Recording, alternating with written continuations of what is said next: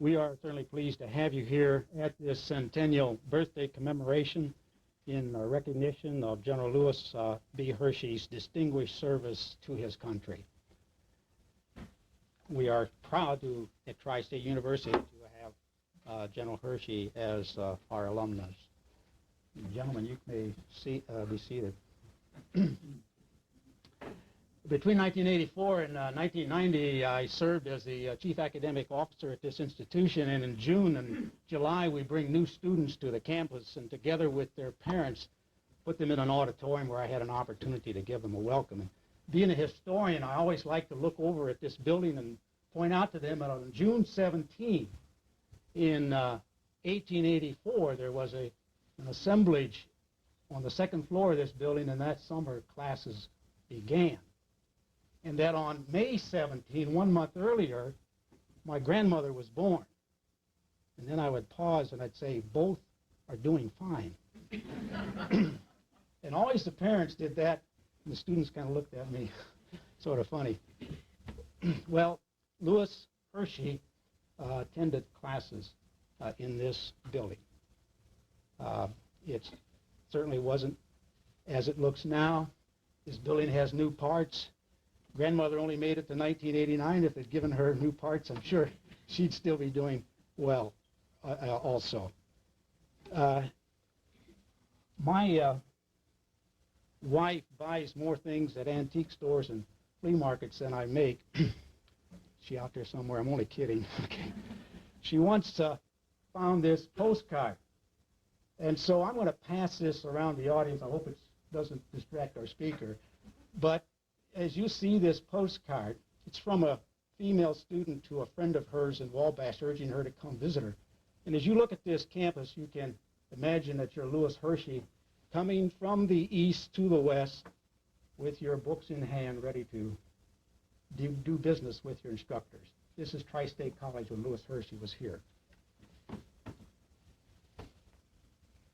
Now, it's not true that Glenn Radcliffe was here as Professor Hershey's instructor, but Glenn Radcliffe, as many of you know, served this campus long and in just about every capacity that there is. And we're proud to have him as a professor emeritus, and we're proud to introduce him now to give an invocation.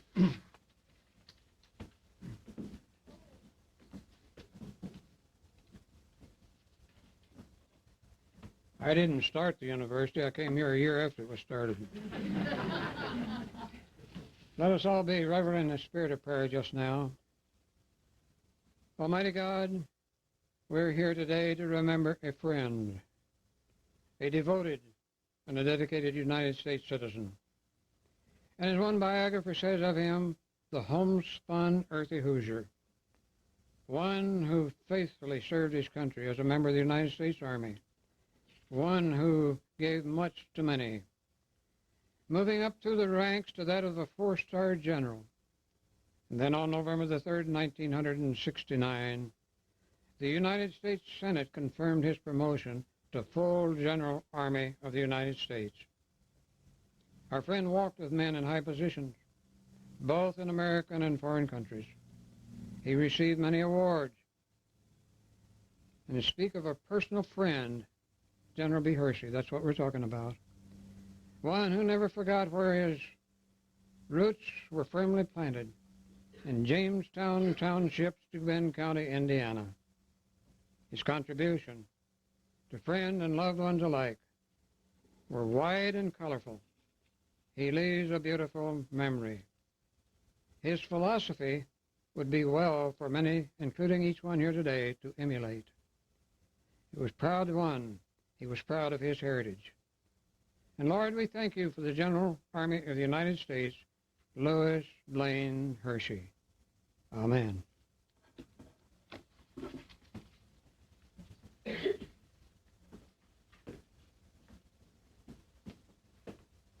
We're very pleased to have here this afternoon with us from his home in Spring Mills, Pennsylvania, the chairman of our Board of Trustees, Dr. William Gettick. Dr. Gettick is a graduate of Tri-State University, mechanical engineer. Dr. Gettick.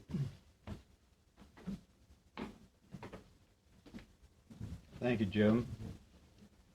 Honored guests, friends of the university, ladies and gentlemen, welcome to our campus today. I'm fortunate enough to have this honor to welcome you for such an illustrious alumnus, because our president is now winging his way to Scandinavia to bring some students to this campus. When he asked me if I would stand in for him today, I was greatly honored. And I hope that you enjoy this afternoon as much as I will in reminiscing and thinking about probably the most noted and notable tri-state alum that's ever trod the campus. So I thank you very much for coming. I look forward to enjoying the afternoon along with you, and thank you again for helping us celebrate General Hershey's birthday today, 100th birthday. Am I right? Right. I have been associated with General Hershey, but I think the letter said greetings, as I recall. And that was a long time ago, and I quickly enlisted in the Navy. So I'm a World War II guy. I recognize here on the Marine a few bars here. We used to have Marines on the battleship, but they weren't too happy. I don't think they wanted to get into the fray, and they were kind of parading around the ship taking care of the admiral. But in any case, I'm very happy to see someone here who may have been in World War II. I don't think there's too many here that have been. Thank you very much.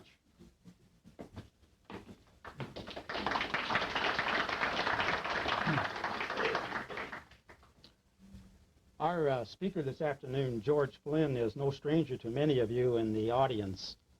A graduate of Louisiana State University and currently professor of history at Texas Tech University, Professor Flynn has devoted much of his scholarly work to the biographical study of General Hershey and to the workings of the Selective Service system. Among his several articles and books on Hershey and Selective Service is Lewis B. Hershey, Mr. Selective Service, and most recently, published just this year, The Draft, 1940-1973.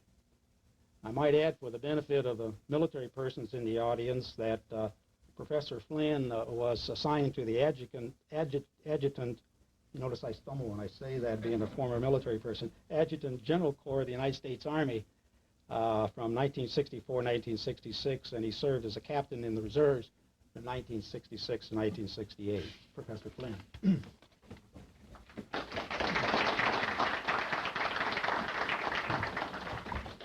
This isn't working, so we'll ignore that. Well, I thank you very much for inviting me, and I thank Professor Zimmerman and Dr. Ratliff and Dr. Getty for having me as part of this program. It's a pleasure for me to be here because I come from a regular academic year in which I have to face 300 freshmen sometimes who aren't really interested in whatever I'm saying, but you're all here and you're interested in hearing about this, so it's my pleasure. And I hope that sometime I'll get a chance to see that little postcard that's going around. It's a local postcard, it's not a French postcard. I'm sure that there'll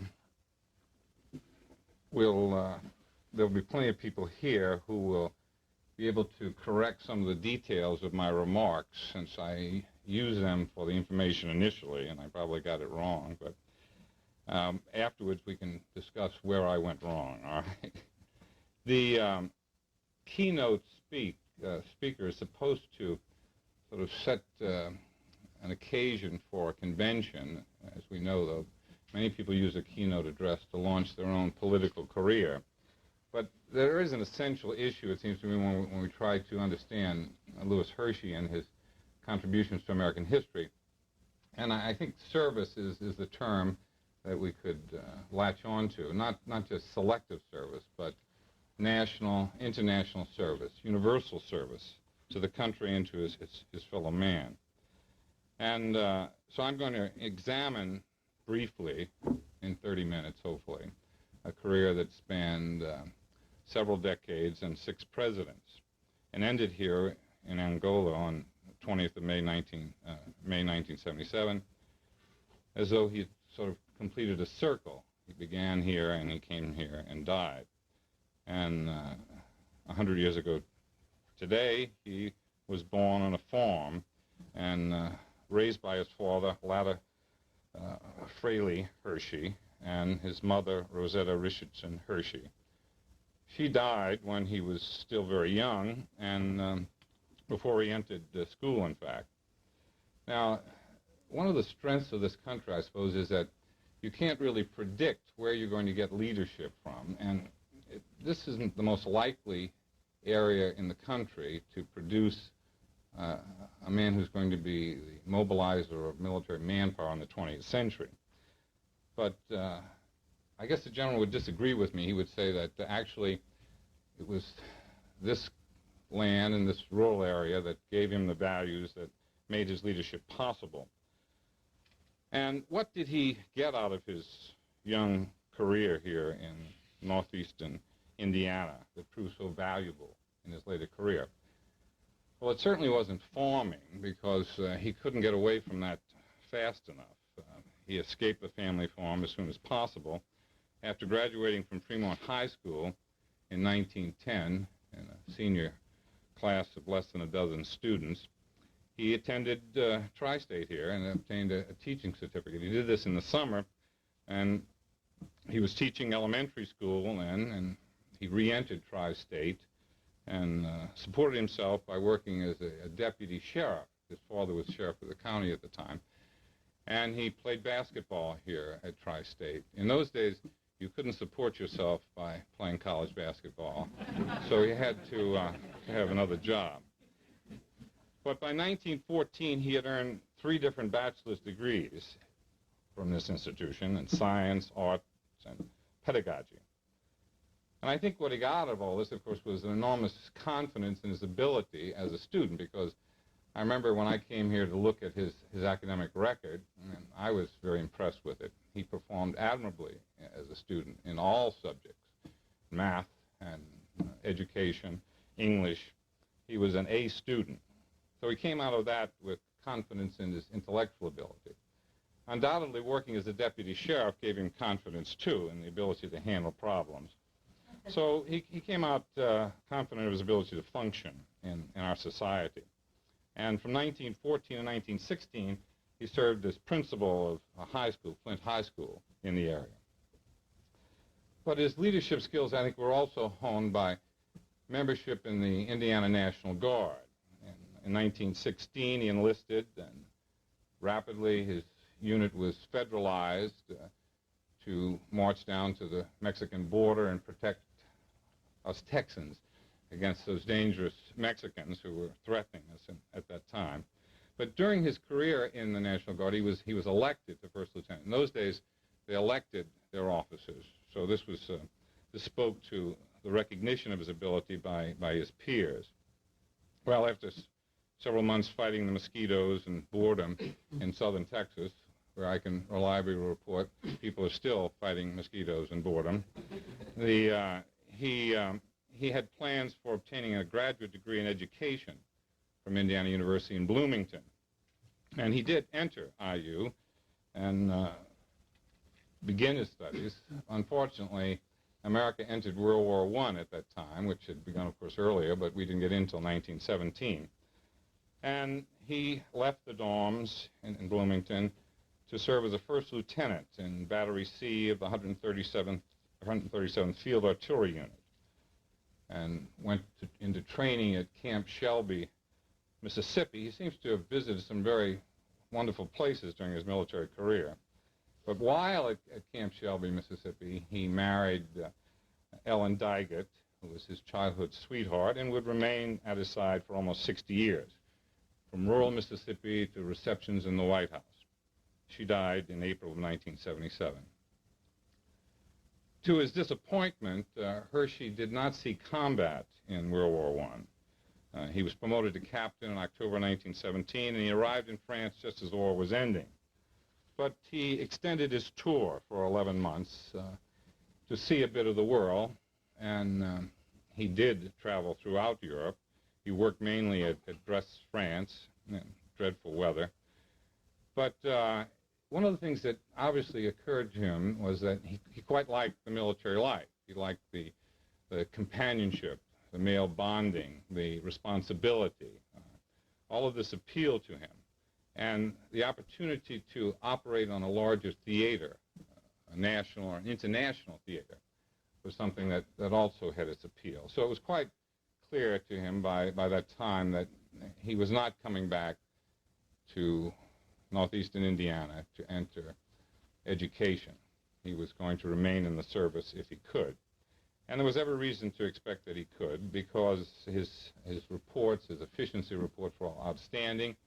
And when he returned to the United States and applied for a regular Army commission, he received it. And so on 1 July 1920, he begins his career in the regular Army as a captain. For the next 16 years, he moves from one isolated Army post to another without any promotion. He raised a family during those years, 4 children, and of course all here, and I'm sorry I didn't mention them in the beginning, but I certainly remember the hospitality of Gilbert and Catherine, and I'm glad to see Ellen and George here, the children of General Hershey. And he also played polo during this period. Artillery officers at this time were mounted. In fact, of course, artillery was still mounted in World War II. German artillery was mounted, horse-drawn. But one of the things they did was they played polo with their horses. Unfortunately for Lewis, in November 1927, during a polo match, he was hit by a wayward mallet and lost his sight in his left eye. But despite this handicap, he continued his military career and went to Command General Staff College in Fort Leavenworth, and then the Army War College at Pennsylvania, Carlisle Barracks, where he once again demonstrated outstanding competence in the academic aspects of the military career. And after 15 years as a captain and a short bit of duty at Fort Shafter in Hawaii, he was promoted to major in July 1935. This is not exactly an incredible progress of military advancement in 15 years, but in a peacetime army, promotions don't come very rapidly. And when they do come, of course, they come very rapidly indeed. And his promotion career would skyrocket. So if you were looking at it as a stock, it was moving very level for a long time, and then all of a sudden it explodes off the board. He was assigned in September of 1936 to the General Staff of the War Department for duty as Secretary of the Joint Army and Navy Selective Service Committee. And this really begins his career in manpower mobilization, his specialty, the thing that he will master. And this committee, the Joint Army Navy Selective Service Committee, had been established in the 1920s, the mid-1920s, by the Secretary of the Army and the Secretary of the Navy, Secretary of War and the Secretary of the Navy. They had exchanged letters to try to continue planning for mobilization in the event of another war. In World War I, we had a draft system, a selective service system. It was run by the Provost Marshal, but after the war, it was immediately demolished, and everybody went home. But the General Staff wanted to plan in the event that there might be another war. And that's what this Joint Committee did. And as Secretary of this committee, he begins to get the experience and the knowledge that will serve him for the rest of his career. It's while working at this post that he mastered the many details surrounding this paradox that we still have trouble adjusting to, the paradox of the need to force people to serve in a democracy. And his work involved travel to every state, contact with the reserve units that had been created in the various states, and throughout he makes many contacts throughout the country. And he also began to sharpen a latent skill in political sensitivity, because he was putting together a plan, you see, that no one really wanted. I mean, this was an idea that ran counter to the whole impulse of our culture, that we would be forced to do something. It's against our libertarian instincts, our individualistic instincts. And essentially what he was doing was trying to sell the Koran in Vatican City. So it was a difficult process and one that required considerable political tact and continues to require that, I'm reliably told, by people trying to keep the system alive today. Well, out of this planning came eventually, of course, the Selective Service Training and Service Act of September 1940. And this bill was the conscription bill through which the United States mobilized its manpower in World War II. And, of course, it was passed before the war began, which was quite remarkable because no one expected us to adopt conscription before we actually had gone to war. We hadn't done it before. And but it was a tribute to Hershey and also to a group of civilians who lobbied Congress for this measure. During this time, Hershey became a regular visitor on Capitol Hill and began establishing the relationships that would serve him for the next 30 years. He became known as the expert on conscription, and he was the expert on conscription. The civilians who were also working for it had a different kind of conscription system in mind, mainly more of a universal training system, military training system, sort of a boot camp to make sure the boys knew how to make their bed and shine their shoes. But Hershey's testimony and conversations with congressmen guarantee that when the bill finally did pass, it resembled the measure that the military people had been planning since the mid-20s.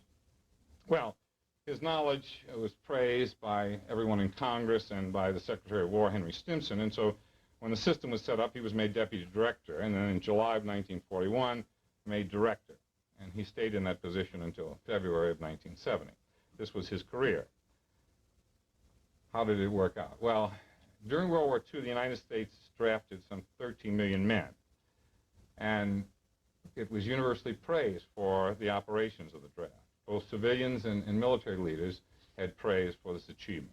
George Gallup, who had begun his great career of feeling our pulse in 1936, had polled the Americans repeatedly during World War II on how selective service was doing, and he admitted he was amazed, in fact, that the selective service system received such a uniformly high approval rating from American people. After all, they were taking boys out of homes, and yet mothers and fathers were still saying that the selective service system was fair and well run. So it was an incredible achievement to operate such a system and still maintain the public favor.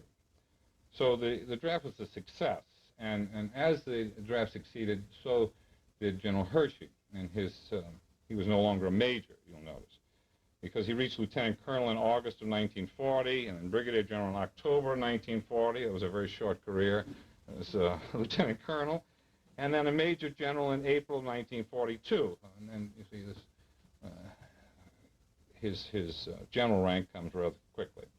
Well, the system had to find men for the armed forces, find fighting men, but it also had to organize and run a system of deferment, because after all, the term selective service meant that not everyone was supposed to serve in the military capacity. Some people were supposed to serve in other capacities, and deferments had to be created for these people. This was a very sticky wicket, and it would always remain so. But he administered that program as well as an alternate service program for conscientious objectives, because the law had been changed to recognize this in a formal way. In World War I, it was an informal arrangement, and the military did most of the handling of COs. But in World War II, conscientious objectors were recognized, and they were allowed to perform alternate service.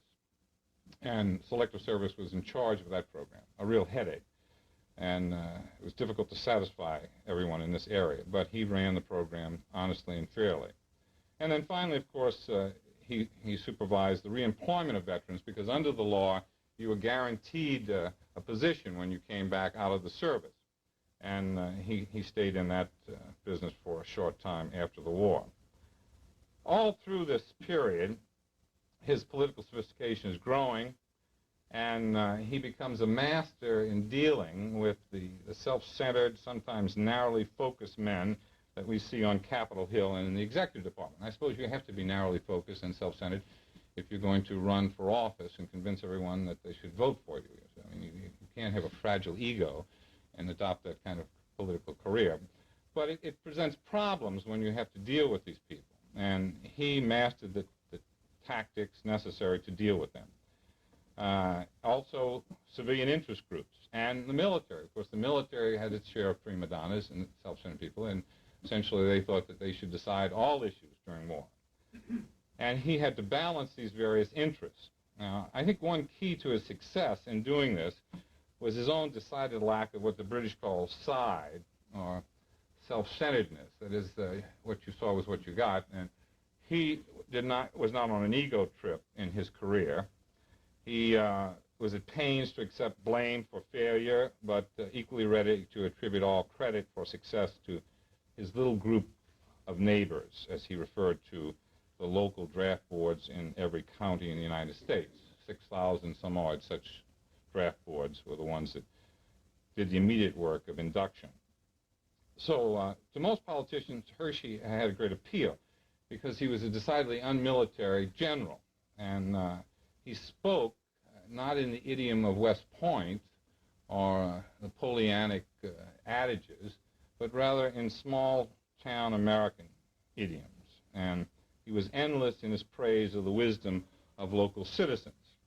This went very far in Congress.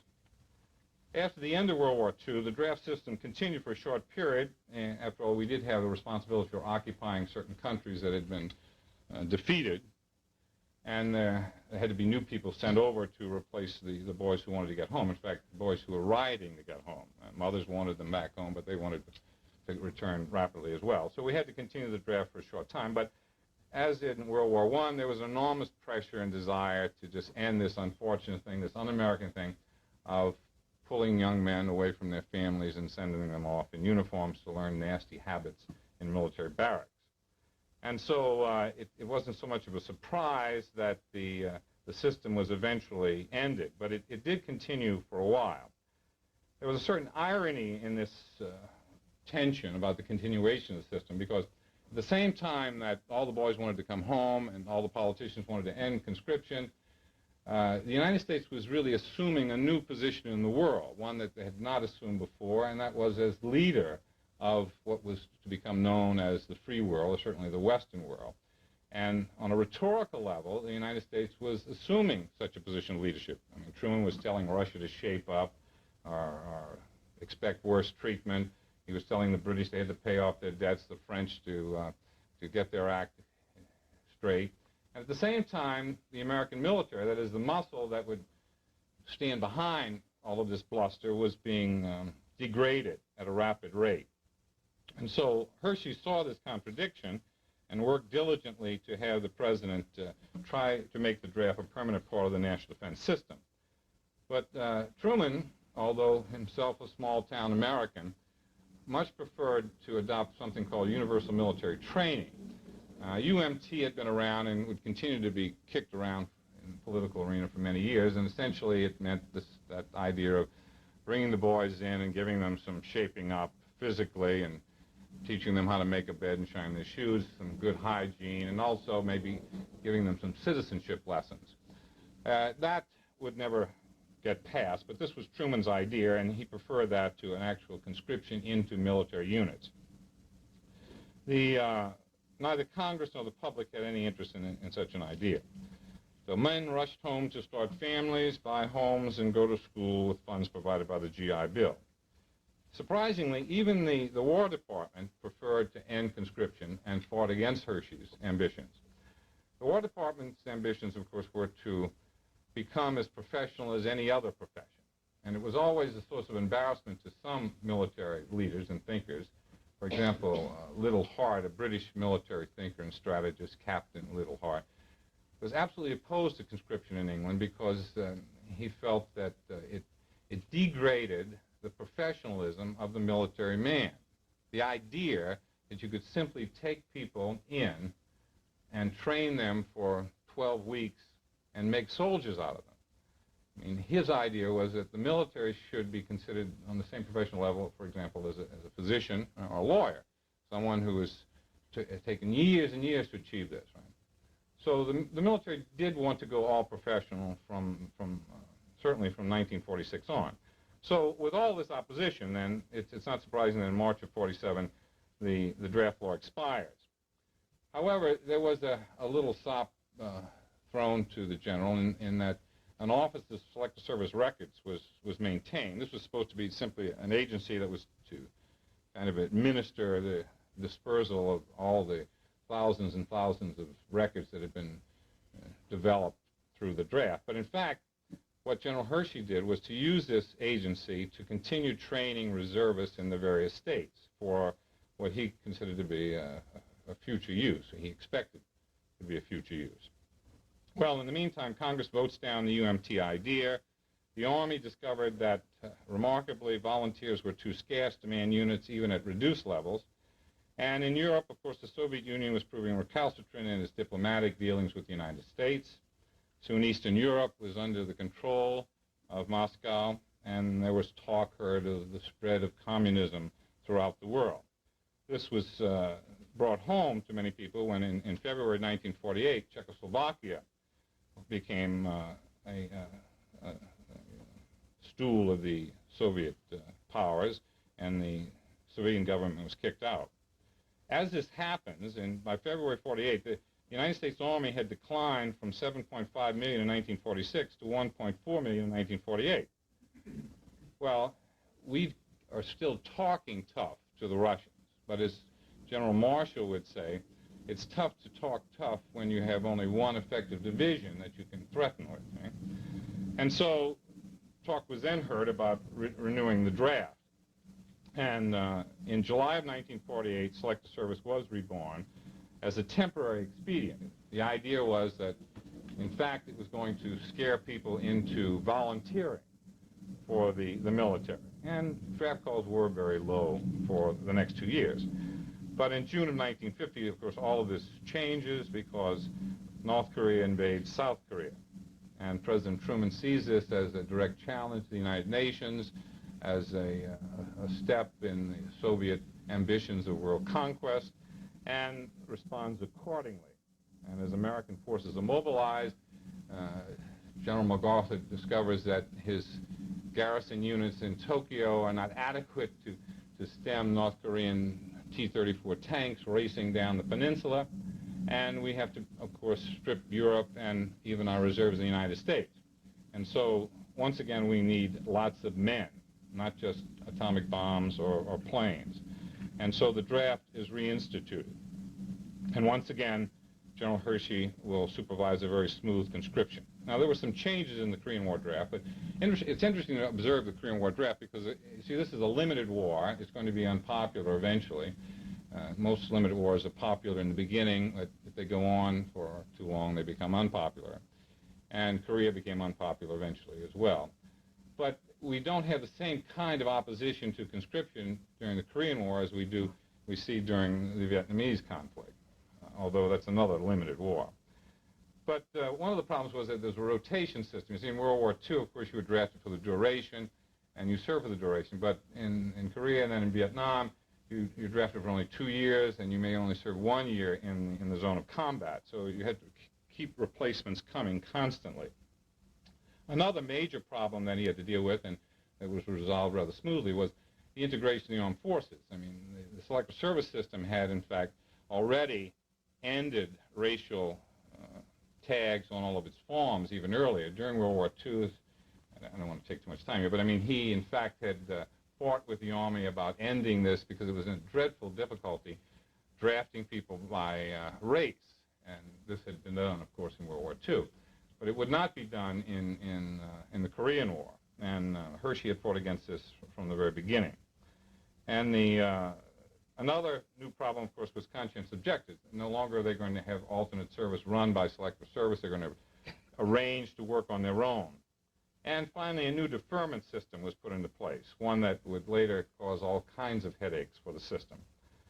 But once again, the system received high marks from the public, the Congress, and the military. In April of 1953, the polls reported that 60% of the American public gave the draft board a high vote of confidence. So with the armistice in Korea in July of 1953, we see the same pattern repeating itself. Reduced calls on the draft, calls for ending the draft. But Hershey is able to continue his role as head of Selective Service and adopt a new mission for the system. In the period after the Korean War, he administers a deferment system to channel manpower into areas of national interest. Now, this deferment system had been designed in the Truman administration initially. Truman had been very impressed with the importance of science in winning the victory in World War II. Some people have suggested that they had won it single-handedly. And, of course, the atomic bomb had been a very impressive event and certainly illustrated the magic of science. And so the idea was that we couldn't afford to simply draft these scientists and make them riflemen. They had to be protected and allowed to design even more destructive weapons. And so we needed a system to protect them, and Hershey was responsible under a Truman mandate for developing such a system. Well, of course, he, with the flexibility that he demonstrated throughout his career, turned to the academic community for advice on how to set up such a system. What would be the best way to protect special, brainy young men? The whole idea, of course, was a violation of the notion of universal service. So it had to be done in a very delicate fashion. But there was a consensus in the academic community that you couldn't simply discriminate against physicists. You couldn't defer a physicist and not defer a historian. That seems reasonable to me. And so the idea was that we would not defer you by subject, but instead by simply ability. If you were a good history student, you were deferred as well as you were a good physics student. And but the irony of this system that was designed was that it really followed the thinking very, very carefully of the academicians who were brought in, and these were some high-powered people. I mean, John Galbraith, for example, served on this advisory system, and others. And they designed the system, and everyone agreed at this meritocracy idea that these people were so potentially useful that they needed to be protected.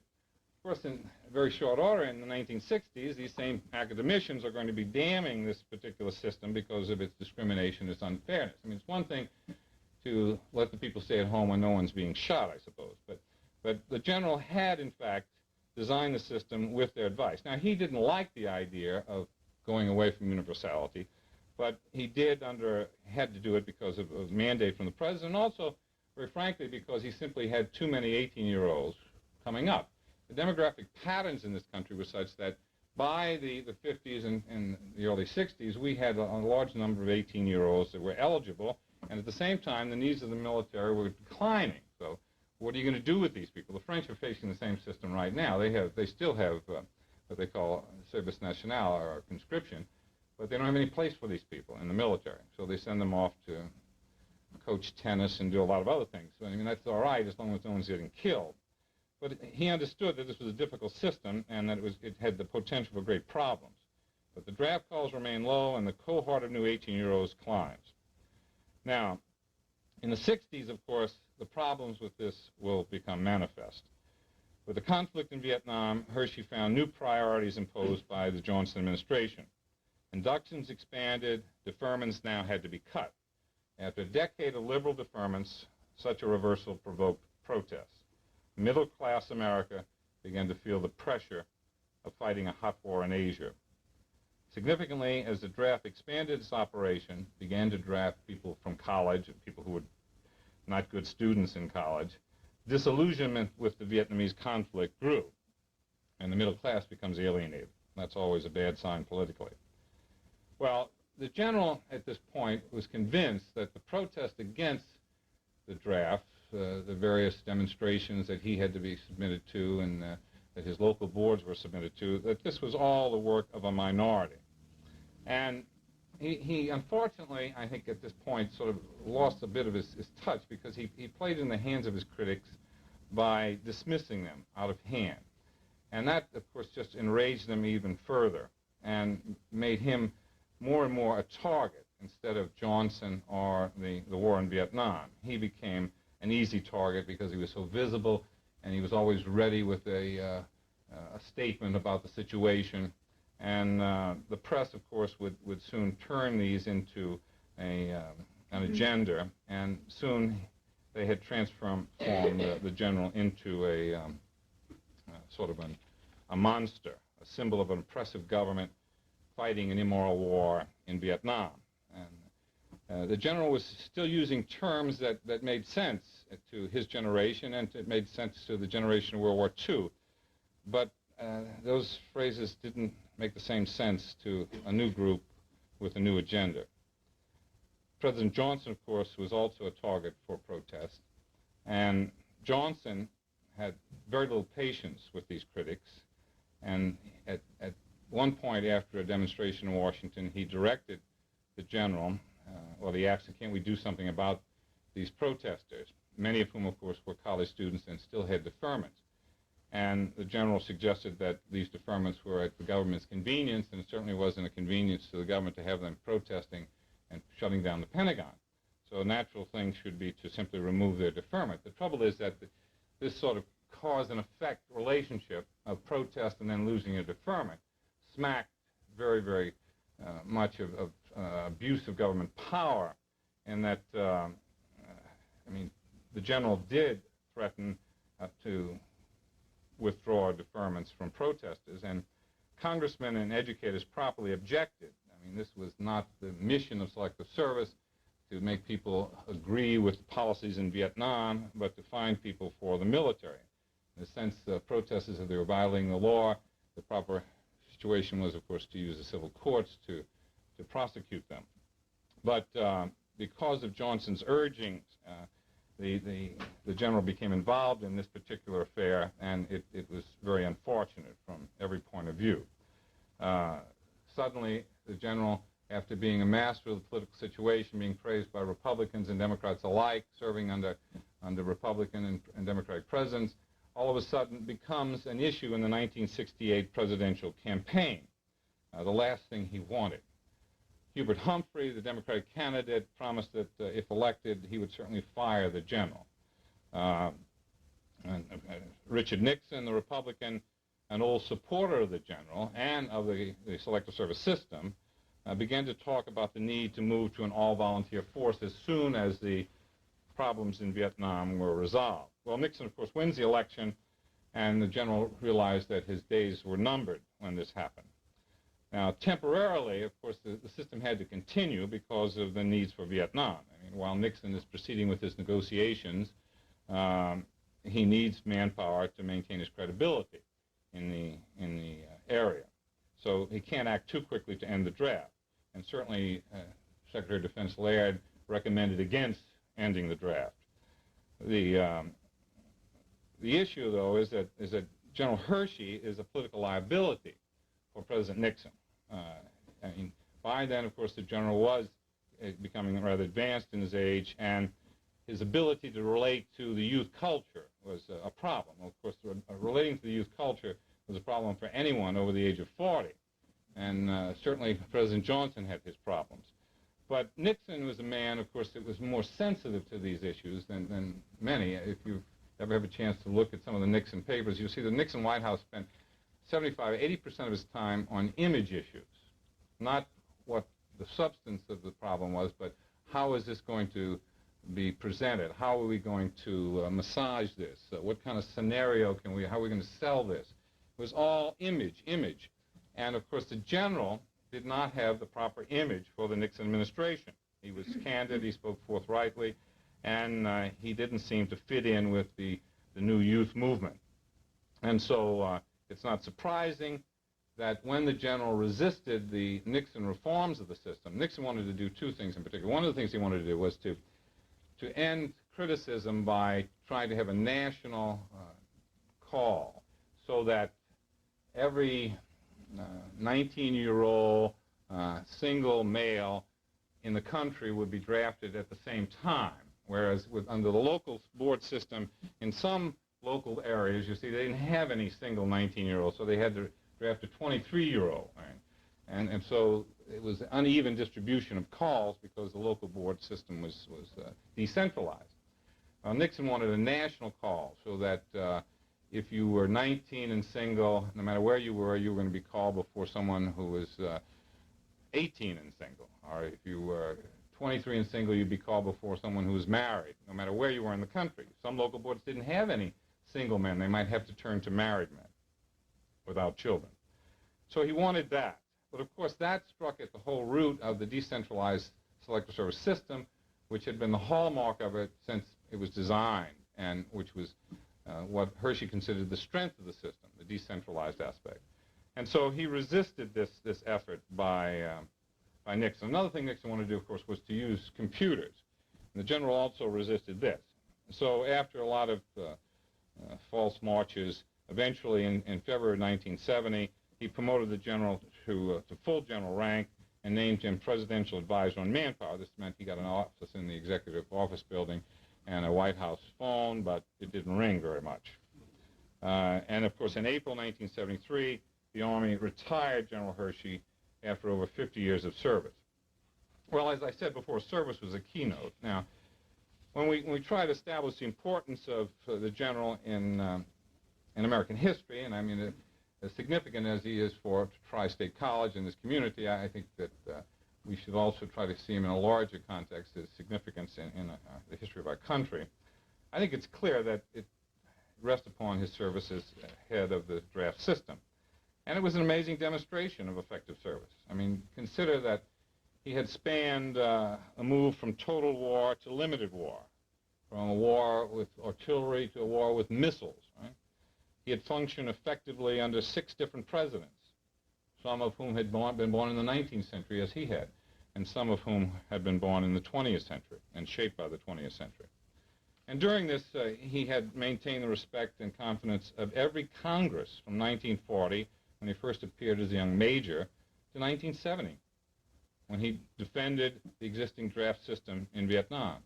When Nixon was trying to get rid of him, this was a consideration, that he was universally loved and respected in Congress. So he had to be finessed out. He simply couldn't be kicked out. Well, how had he managed this? Well, I think, I'm sure that some of you have your own answers for this. Let me suggest my ideas. One is, I think, the man himself. I mean, he put forth this public image of just a simple country boy, and that's all nonsense. Of course, he was extremely intelligent and sophisticated. He was a quick study of the millions of details of manpower, induction systems in a democracy, and quite simply, he knew much more about the system than anybody in Congress or out. It's amazing in the testimonies in congressional hearings that these congressmen are asking him questions, you see, that are really silly. It means that they haven't read the law, you understand? So, I mean, just by reading the law, you'd be able to finesse these congressmen, right? Most of whom, I suppose, depend upon briefings from their aides. But he simply knew the details of the law and why it had been changed, when the sentiment of Congress when it had been changed. He knew the vote and everything else. So, I mean, they simply, as Senator Javits would say, a Republican, liberal Republican would say, well, I think General Hershey knows best on any question of manpower like that. Right? And the same thing would be said by a conservative. Right? He did know more than anyone else. Another thing I think that explains his durability was the enormous support that he had throughout the country from local leadership. Many of these local leaders, of course, served in the system. Hershey cultivated local leadership. I mean, the little group of neighbors, they were neighbors, okay, but they were also influential neighbors in the various local boards, as I suppose they are today, right? I'm told from some local board members that I've met during my visit here. I mean, Hershey used to talk about this in Jeffersonian terms, that the local boards represented creative federalism. And there's some exaggeration to this because, of course, there was national policy adopted, and the local boards were supposed to follow national policy. But still, the local board system was an amazingly decentralized system, considering the tremendous move toward centralization and concentration of power in the national government. I mean, this was a great contrast that, in fact, in these local communities, people were making fundamental decisions about whether people were going to live and die, fight or not fight. And it was your neighbors who were doing it, not just a faceless bureaucrat in Washington. So that was, it was true that was a source of strength. And in a sense, Hershey was a political leader of this tremendous constituency of these local leaderships in the various communities. I mean, the party had chapters in every community in the United States, and one thing that the party agreed upon it was the absolutely indispensability of General Lewis Hershey. Now, the same kind of emphasis appeared in Congress. His stress on local autonomy, this rang church bells for congressmen, especially congressmen who were tended toward a more federalistic disposition anyway. There's also, I think, in explaining his success, his political astuteness and personal charm. Now, that seems rather paradoxical for a man whose life was dedicated to fighting men, men to go out and kill, as he would say, right? But, in fact, his career abounded in paradoxes. He was a four-star general who never fought in combat, an extraordinary politician who never ran for office, a military man who thought as a civilian most of the time. Above all, he had the capacity of dealing effectively with both the lowly and the mighty. He was able to speak with people from all levels and communicate effectively. He expressed his ideas and analogies and folksy stories that fit his audience. He knew how to stand fast when necessary and when to trim. He was a master communicator. And this power only failed when he was confronted with the task of communicating with the radical youth of the 1960s. I mean, the fanaticism that these people had was simply beyond even Hershey's skill, although he did try. On many occasions, he would try to communicate with them. Now, his critics in the 1960s insisted that he was not a modern man, that he had been outpaced by new values and new problems in the nation. Of course, he did change. I mean, no man could remain in office for so long without adopting new methods, as he did, as Hershey did, for example, under Truman with the deferment system, right, for the Cold War. But in some sense, of course, his critics were right. He did have a core of beliefs when he left Indiana for Europe in World War I. These beliefs were decentralized authority and preferring private to public remedies. After all, he was a lifelong Republican, right?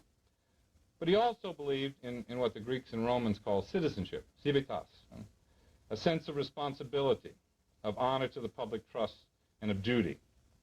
Now, those kinds of values brought sort of smirks to the sophisticated rebels in the 1960s. But it remains to be seen whether any civilization in this century or the next can survive the absence of these virtues from its citizenry. When Hershey left public office, he had many accomplishments to his credit. But most importantly, he kept the faith with his values, and his integrity was intact. Would that such could be said of more public officials after a much shorter tenure. Thank you very much.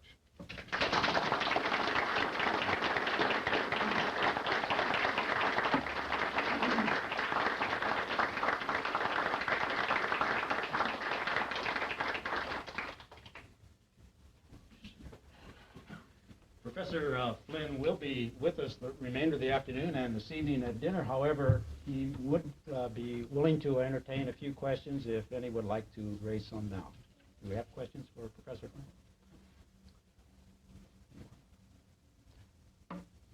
Okay. The number 13 million men drafted during World War II.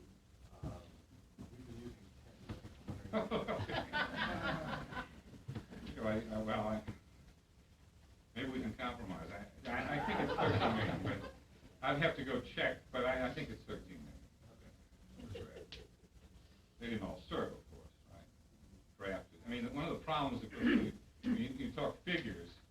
I had a little manuscript article in Scribner's New Encyclopedia on the American Military, and the editors gave me all kind of problems because we had so many different figures that come down on how many people were in the Army or in the Navy at a certain time. But in the draft, of course, you get an induction notice, all right? There's so many of those that go out, right? Then there are those people that show up to take their physical, so that's another figure. And there are those that actually pass their physical, right? And those that actually serve, right? So there are all kinds of different figures, but let's not get upset with 3 million. I'll check it again, but I think it's 13 million. Okay. As a veteran, I remember 13 million.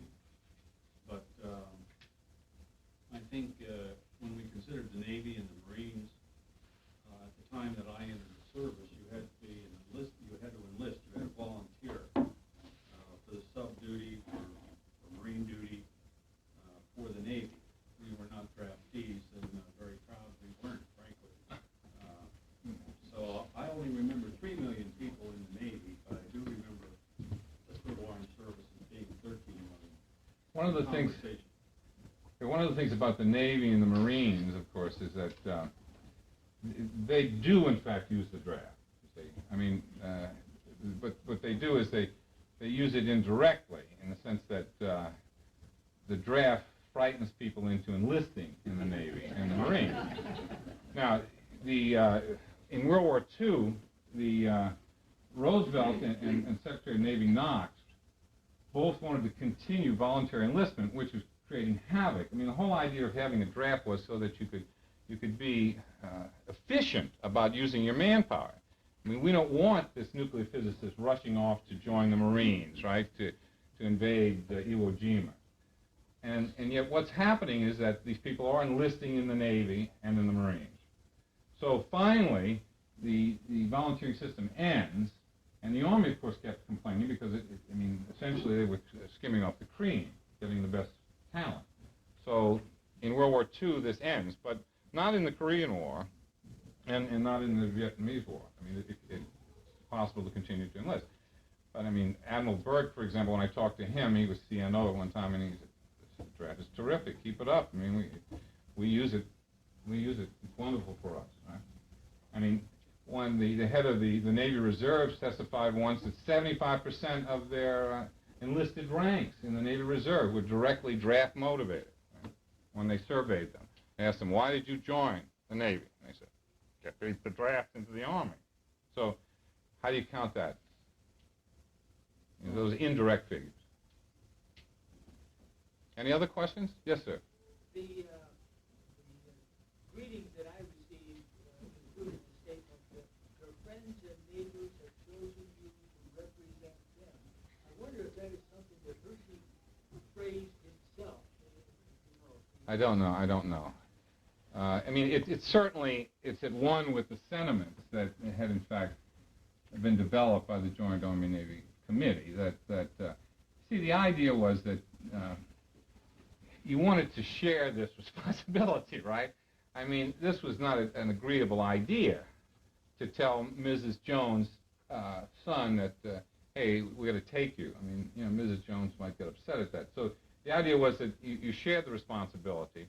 This is what Hershey tried to tell Nixon, that you don't want to make this too national, because then all the opposition to conscription will be directed at national figures. So make it the local people that are doing it, right? And then they take the heat, right? And what do they do when they take the heat? They say, well, Washington made us do it, right? But at least, it's a shelter belt for it. So I don't know who designed the actual wording, but the wording was critical in implementing this kind of federalistic system that was designed early in the game. And I mean, the idea was around in World War I as well, that they wanted to make the local people more responsible, but they were much more responsible in World War II than they were in World War I. Would you comment on the present status of the draft? Well, I'm sure that we have a couple of officials here from the system. They can tell you much more. Well, I don't think that.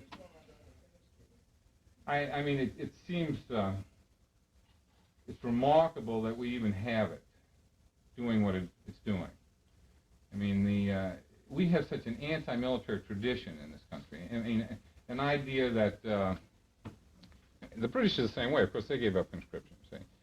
And the French have it, but it's for many different reasons. It's tied into the whole concept of the state, the revolutionary state. And we don't have that. And the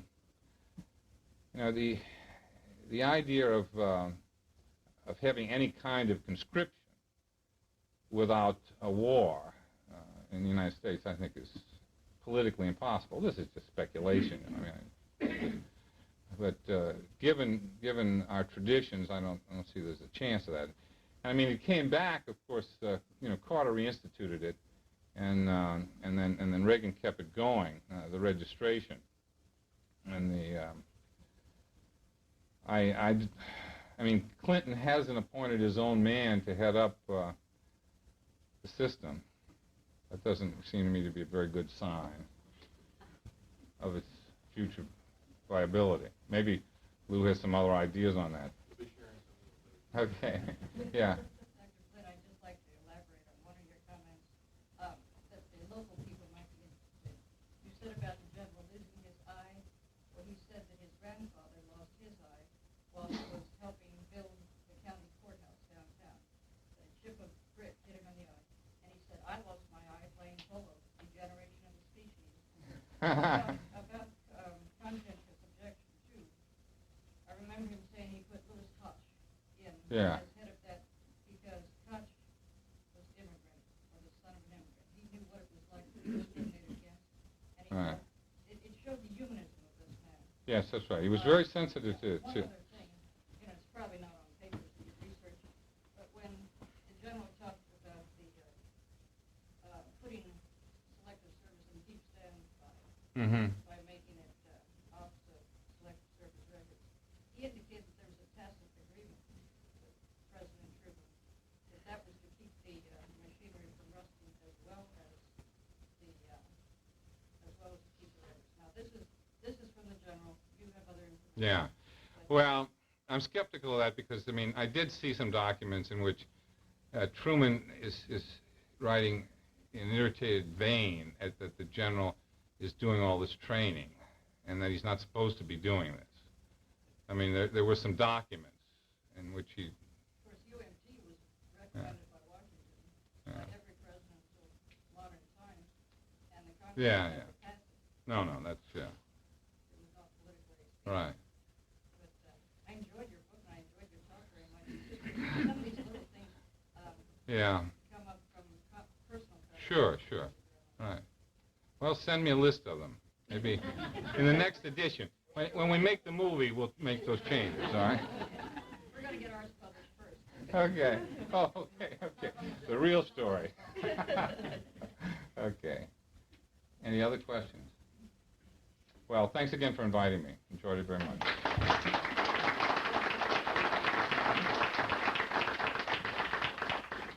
On behalf of all of us, thank you, Professor Flynn.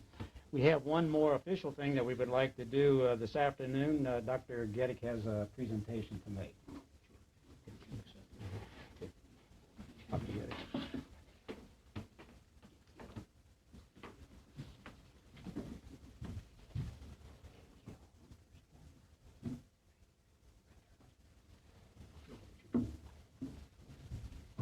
What I've been dragged into, but did I find out?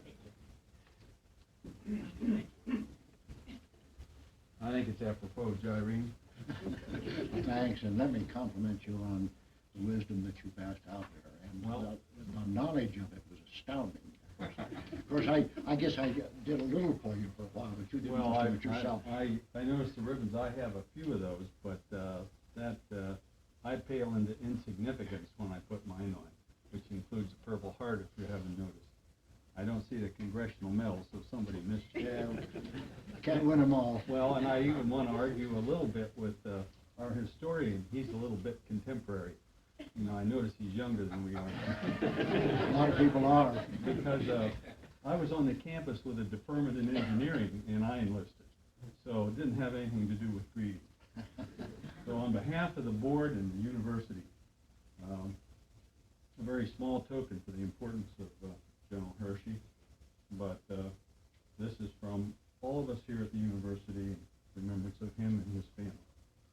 Thank you so very much. I'd like to thank all the people here. I know how proud my father was of all the people he worked with, lived with, grew up with. Of course, he was a native son, as it's been pointed out by George. And I just can't thank you enough for what you've shown for him. Yeah, and we want to thank Gil for his service to the country also, as well as having an illustrious father.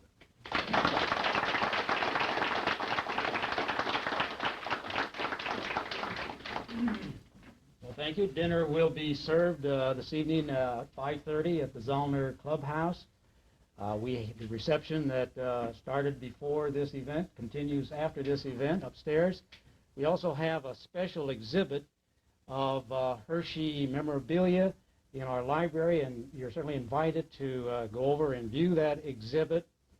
And we also invite you to take another visit to the Hershey Museum.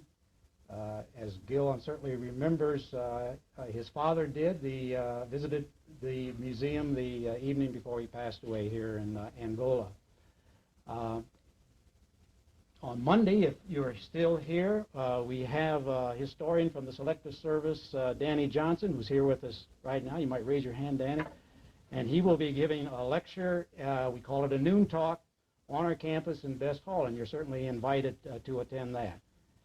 And how am I doing, Butch? I think the only thing I need to mention to you, for those of you that are interested in being in transportation from this end of the campus to the west end of the campus, we have transportation arranged for you, and those persons conducting that transportation are available at the library. And the reception. And the reception area. With that, anything else? I want to introduce two people quickly. I think Okay. I'll lose one of them. So. Fine. And then would you put There are it so many people to thank and recognize for what's happening now. Two, I do want to point out right now, because I think we're going to lose one of them. The displays you're going to see were put together by two people. The original displays go back to 1971, and we heard her speak. Peggy Bush, Peggy, marvelous job organizing all this stuff.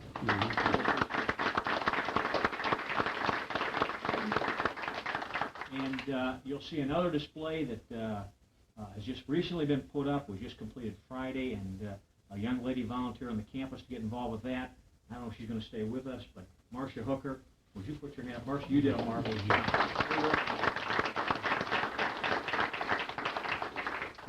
We'll have opportunities for those who want to say something about their experience with General Hershey, get on video, and we hope you'll take advantage of that this afternoon in the library or this evening at dinner. So there'll be plenty of opportunity to say what's on your mind here, folks, and please continue to enjoy the festivities today at the reception, and be sure to see what's in the library and down in Hershey Hall. Thank you, Butch, and thank you all for attending. This official. Robert R. Hershey. I am living in Jacksonville, North Carolina. I went into the Marine Corps for early part of World War II. I was commissioned in '44 and accepted for regular commission at the end of the war. I put in 31 years service, had an active campaigns in World War II, Korea. In fact, I made 2 trips to Korea and got shot all to pieces there. And then in Vietnam, I was in Vietnam for a year, commanding the 4th Marine Regiment. I retired in 1972 after 31 years of service. I have 3 children, 2 girls and a boy. The boy is Louis B. Hershey II. They're scattered now. As I mentioned, I live in Jacksonville. One of them lives in, one of the youngsters lives in Atlanta, Georgia. That's my oldest daughter. My son is now living in western North Carolina, which is clear across the state from where I live. I'm on the coast. But he just recently moved there. He was out in Missouri for some little time on the faculty at the university there. My other daughter, who is the middle child, she was not here for this. Unfortunately, school's just getting underway, and she's a professor in eastern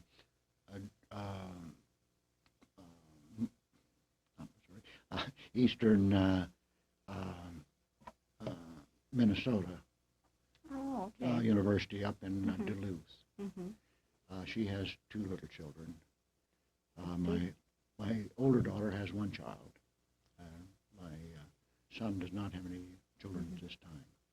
I wanted to ask you to, wait, should he hold this? Is this man? That's okay. Okay, is that picking up? I wanted, how old were you when you went into the service? 19. 19. Did your father encourage or discourage, or whose decision was it that you? Oh, it was mine. He certainly wouldn't have tried to force anything on it. But I think he was rather proud that I did. Is there anything else? Yeah, and I was wondering just how you feel about today's event and the commemoration. I think that was just beautiful, a wonderful thing. And I'm just proud of all of the folks here who put this together. And I'm glad that they allowed me to come to it. Oh, well, it's our treat. You guys are all so nice. enjoyed it, and I wish, like, didn't get to know your dad, but everybody, as we were talking about this in town, and people remember him, and everybody has, I mean, he must have had a very powerful personality. Yes, but not the overwhelming type. Mhm. Not that at all. In fact, he could build up the confidence in somebody as well as anybody I can think of. How was he during the Vietnam War, and you were there, you were in the war, and I know, and he was a target of a lot of anger, I know. How was that on the family? Well, I think that it hurt him a lot, but this I think was typical of him. Roll with the punch and keep doing what you think you have to do, and have thick skin if you're going to have. I was impressed. I know I read in the prologue of Flynn's book when your dad was, 1970, so he was fairly up in years.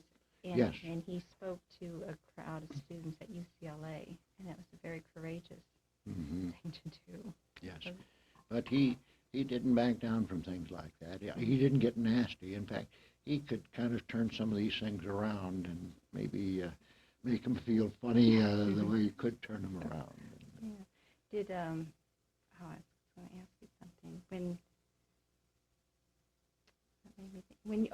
When you were in Vietnam, okay, did you, and people knew who your father was, did you get Any static from it? Oh, no, I didn't. But as a regimental commander, and we were right up on the front line along the DMZ, who's going to give you a lot of static about something like that? Right, other priorities. Yeah. Yes, and during a job, what could they say? Oh, I can remember World War II. A couple of kids. I heard this second or third hand. I just made a lieutenant and was platoon commander, and they said, one Hershey drafts me, now I have to go to the other one to fight. But he didn't say it to me, and it was said second or third hand in a laughing manner. You got those guys coming and going, The youngster, I think he was, I'm making out twice. They're everywhere. Oh, now, but one final thing. If you would, tonight at the dinner, after we eat, we're going to ask some people if you'd share a special memory about your dad. Would you mind doing that? All right. Well, let me think about it. Yeah, that's what I thought. I'd mention it to you now, and you think about it, and then I'll just ask you, I won't put you on the spot, but if, I'll come up to you before the dinner, and if you think you'd like to, all right, we'll do it then. I'll give it a go. Yeah, okay. Something you want to share.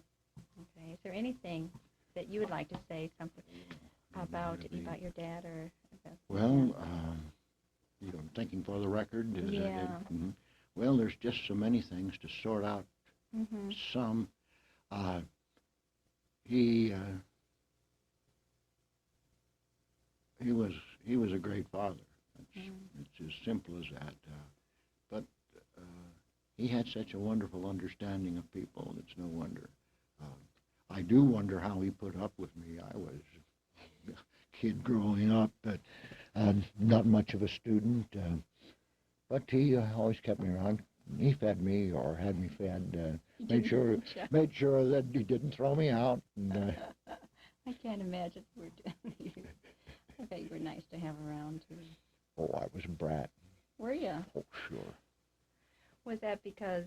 Well, did you guys move around a lot with your dad? Oh yeah. Well, we moved. Of course, we moved on a very regular basis, if you will. But he wasn't on long deployments. There were places they had to go out maybe for 3 or 4 weeks and come back. But now in my own family, the 6-month cruises. Our units had a regular 6-month cruise. Out of a 2-year stay, you had maybe 1 6-month cruise. When I say cruise, we kept not detachments, but Marine landing forces aboard the Mediterranean fleet ships. And when I was at Camp Lejeune, we were continually turning over battalions out there. And then, of course, when I went off to war, now I wasn't married when went off to World War II, but I was married when both times I was in Korea and when I was in Vietnam. Didn't you think you were pushing your luck to go to so many wars? Well, especially after Korea, you said that's where you were injured. my feeling was that that's what I was being paid to do. And quite frankly, I was conceited enough to feel that I could take a group of men, whether we're talking about a platoon or a squad or a regiment, that I could take those men out, bring more of them back than the next guy, and get the job done. Well, that's what you need.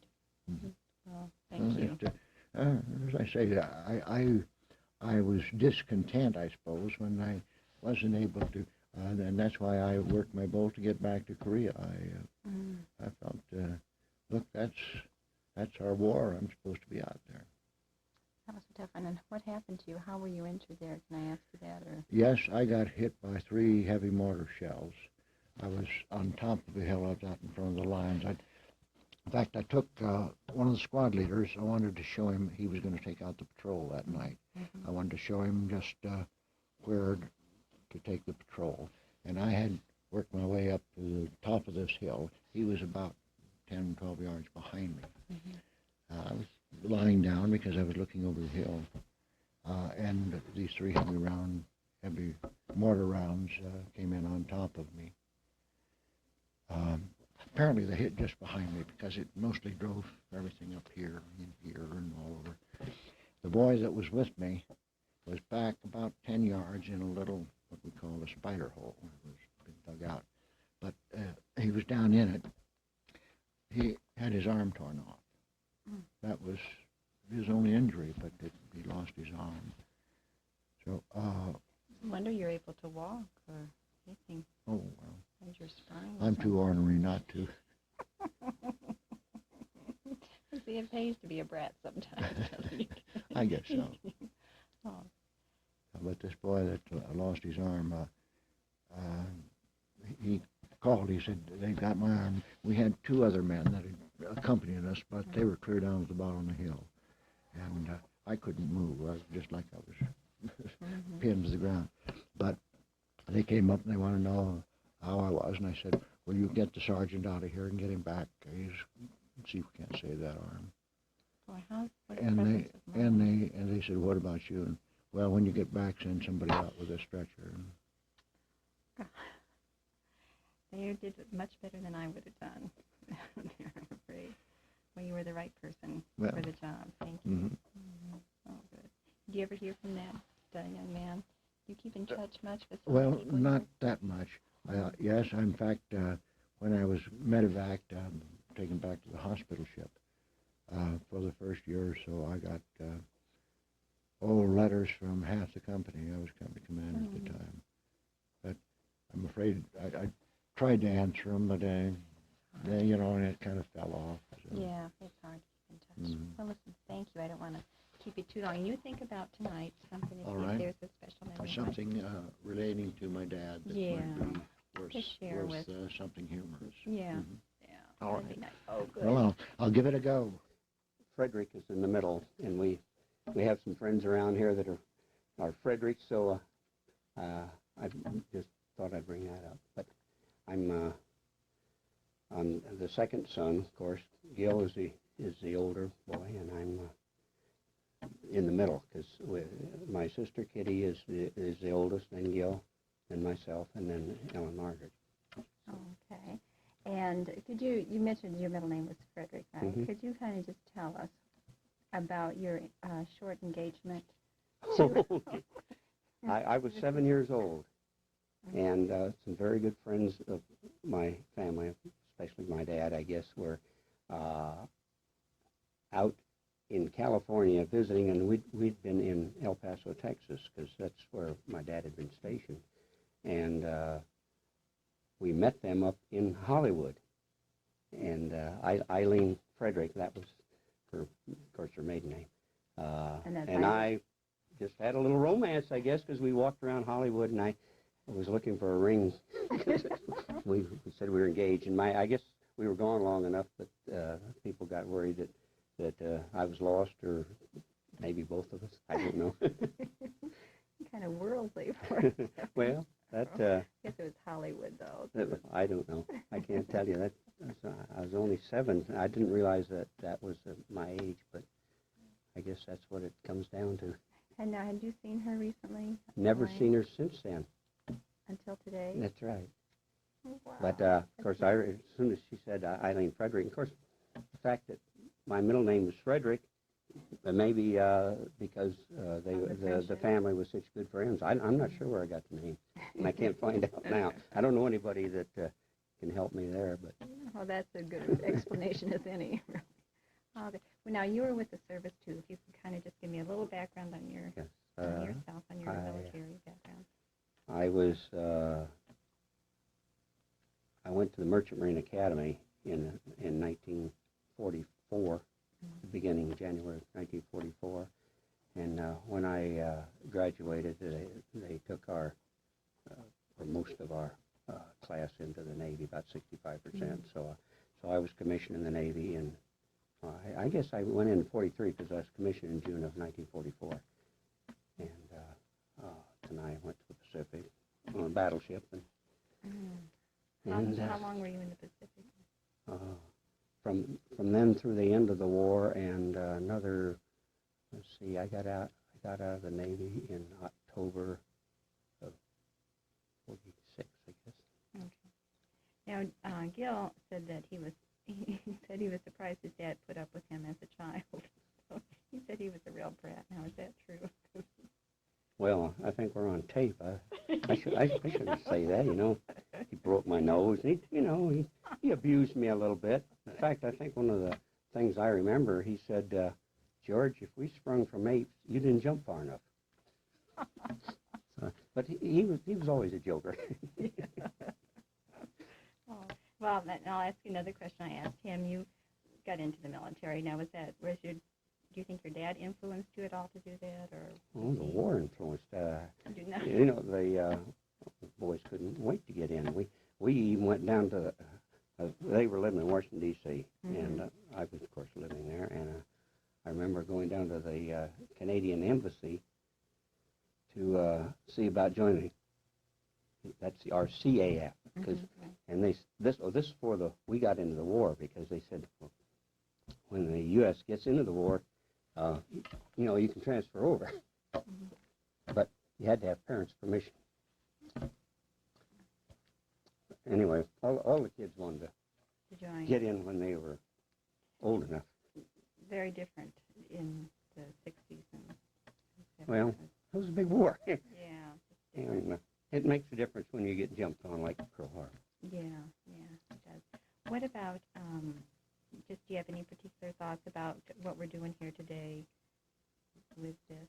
Well, I feel very privileged to have been able to come back and come to a country that, of course, I'm quite familiar with through my childhood and later, and the tribute that they're paying to my father is, I think it's just great. We're very happy you're here. I think it's good. Would you mind, I don't know, later today at the dinner, we're thinking about, asking family members to share some memory about your dad. Would you be willing, or would you mind if I asked you at that point to share something? I'll have to think of something that's appropriate, but I really do appreciate what Tri-State has done and how much it meant to him and to my mom, too, of course. Yeah. So. Yeah, she was from this area, too, and a lot of people. They were a real favorite. The editor for the Herald Republican here in town, she remembers that as a little girl, your dad coming into town on the limo, and it was always a big event, He came back. He was a favorite. He always came back. Yeah. Right to the end. That's right. And in fact, we have some pictures. Did you send them back that was taken of your dad the night before he died? No, that's probably Gil, because Gil was with him. So. Oh, okay. Yeah, Gil and his wife came in a private plane out of Washington, because I was in Washington, and I went just back on leave or something, I forget. No, it's because my dad had a stroke. I'd gone back, and somebody that's connected with Tri-State had this jet aircraft that they, so Gil and his wife and dad came out for, I guess it was graduation, I'm not sure. And my dad passed away the day before. Yeah, I bet it was graduation, so I think it was in May or something that he came out. Now, where are you from? Where do you live now? I live in Washington State, Bremerton, Washington, which is near Seattle. Your daughter is Kathleen Cadillac. Yeah, no, that's Suzanne Cadillac. Suzanne. I have Kathleen Cartwright. Yeah, okay. And then I have a Barbara Jean Bond. Okay. So the 3 daughters and no sons. Yeah. Three son-in-laws, but 7 grandchildren, so. You're doing just fine. Yeah. Well, I talked to Suzanne on the phone. She's very nice. Oh, yeah, right. and Okay, she's the books. Cadillac. Is she here? No, she wanted to come, and it just wasn't really practical. Kids just started school. She has a young daughter, and she has a boy 15 and a daughter about 10 or 11. And so, okay. Yeah, but she was so nice to talk to on the phone. I talked to her a couple different times. Well, the reason she got into this talking, her son was going to make a report, and so he decided to make it on my dad. And originally, the books that Tri-State carried, the paperback, we had the hardcover ones. And she couldn't find her, so she got a hold of somebody here and asked how could she get a book, and they put us in touch with the author, and we ended up buying about 100 of them, but then distributing them between the but that's how she happened to be calling to get a copy of that book for him to. Okay, well, you tell her. I said, hi, I'm sorry I didn't get to meet her. Well, I know she was like Dr. Cyberling, the one that wrote that book. He's an interesting person, too. Yes, I was hoping maybe he'd be here, but. Yeah, I do, too. But I think he's going to. He also does a lot with cowboy. He sent me a pamphlet of Tom Mix. It's his idol or whatever. But he said he was working on something, gathering everything he could on Tom Mix. And anyway, I wrote him because I'd gotten some pictures from him that they used in making that book, and I told him yes, I'd like those, and of course I wanted the other books too. And I told him I hoped I'd see him at this anniversary date. But doesn't always work out. But I'm glad. But he's from Hershey, Pennsylvania, at least at that time. He said you were related to Milton Hershey. Somewhere. Well, way back a ways. Yeah. We always said, he's probably 180th cousin, twice removed or whatever. Like that. But the folks did stop there, and they had met him and got a tour, I guess. I've been through town, but I never got the tour. Yeah, well, you got to take it. Heck, it's your namesake. Well, it's kind of a long way from home, though. No kidding. It's a long way from Washington. Of course, it's nothing compared to my sister coming from Hawaii, but it's... I need to get her in here, too. Yeah. Ellen, and then... well, they have their son here who's at Fort Leavenworth. Yeah. And, of course, Gil got 2 of his children here. And Kitty got 3, so they all did pretty good. Yeah, no kidding. This is a good reunion for you guys. Yeah, that's the first time we've really gotten the whole group together for anything outside of a funeral or something, you know. This is better. So this is better. This works out good. Oh, good. But I don't want to keep you from them any longer. Okay, well, you'll probably have to tear up this bunch of film. No. No, I think we might start out with this. If you would just want to go ahead now and introduce yourself, give your name and how you're related, and introduce the man next to you. But say something first and then introduce him. Yeah. Okay, fine. Okay, and the only, you know what I was thinking, what about that bracelet for that banging, that might bang on the... No, okay, I'll put my hand here. Okay. Yes, I'm Ellen Margaret Hershey Barth. I'm the youngest child also, of the Hersheys, number 4 child. And I'd like to mention my dad was very sentimental. He used to give my mother a rose for every year they were married. So he got up to 59 roses. That was pretty good. And also, I'd like to mention this pendant I have on. It says on here, it says 1907, 10 September, and then 1969. And my mother and dad met that day, the first day of the 7th grade. And he never forgot it. So this was 62 years later, he gave Mother this pendant. I thought that's awfully sweet. And also this little bracelet I have has XXX, 30 years of marriage, and has her initials on the other side. So anyhow, that's the other side of Dad. And he was a very rounded person, and he used to say to me, "You're just as good as everybody else, but not one bit better." I thought that was pretty good advice. And Mother used to say of him, from the Kipling quote, "He could walk with kings nor lose the common touch." And I think that was very, very true of him. Now, I'd like you to introduce my husband. This is Colonel Sam Barth, who's guarded me around the world for 30 years in the Army, and now we live in Hawaii. Yes, when I first met General Hershey, I was a sergeant in the Army. And this lady dragged me out to the home to get acquainted. And I was impressed because I'd never been in a general's home before, but it didn't seem to make any difference. And the fact that I was a Hoosier boy, the same as he was, I think helped me get along with the family.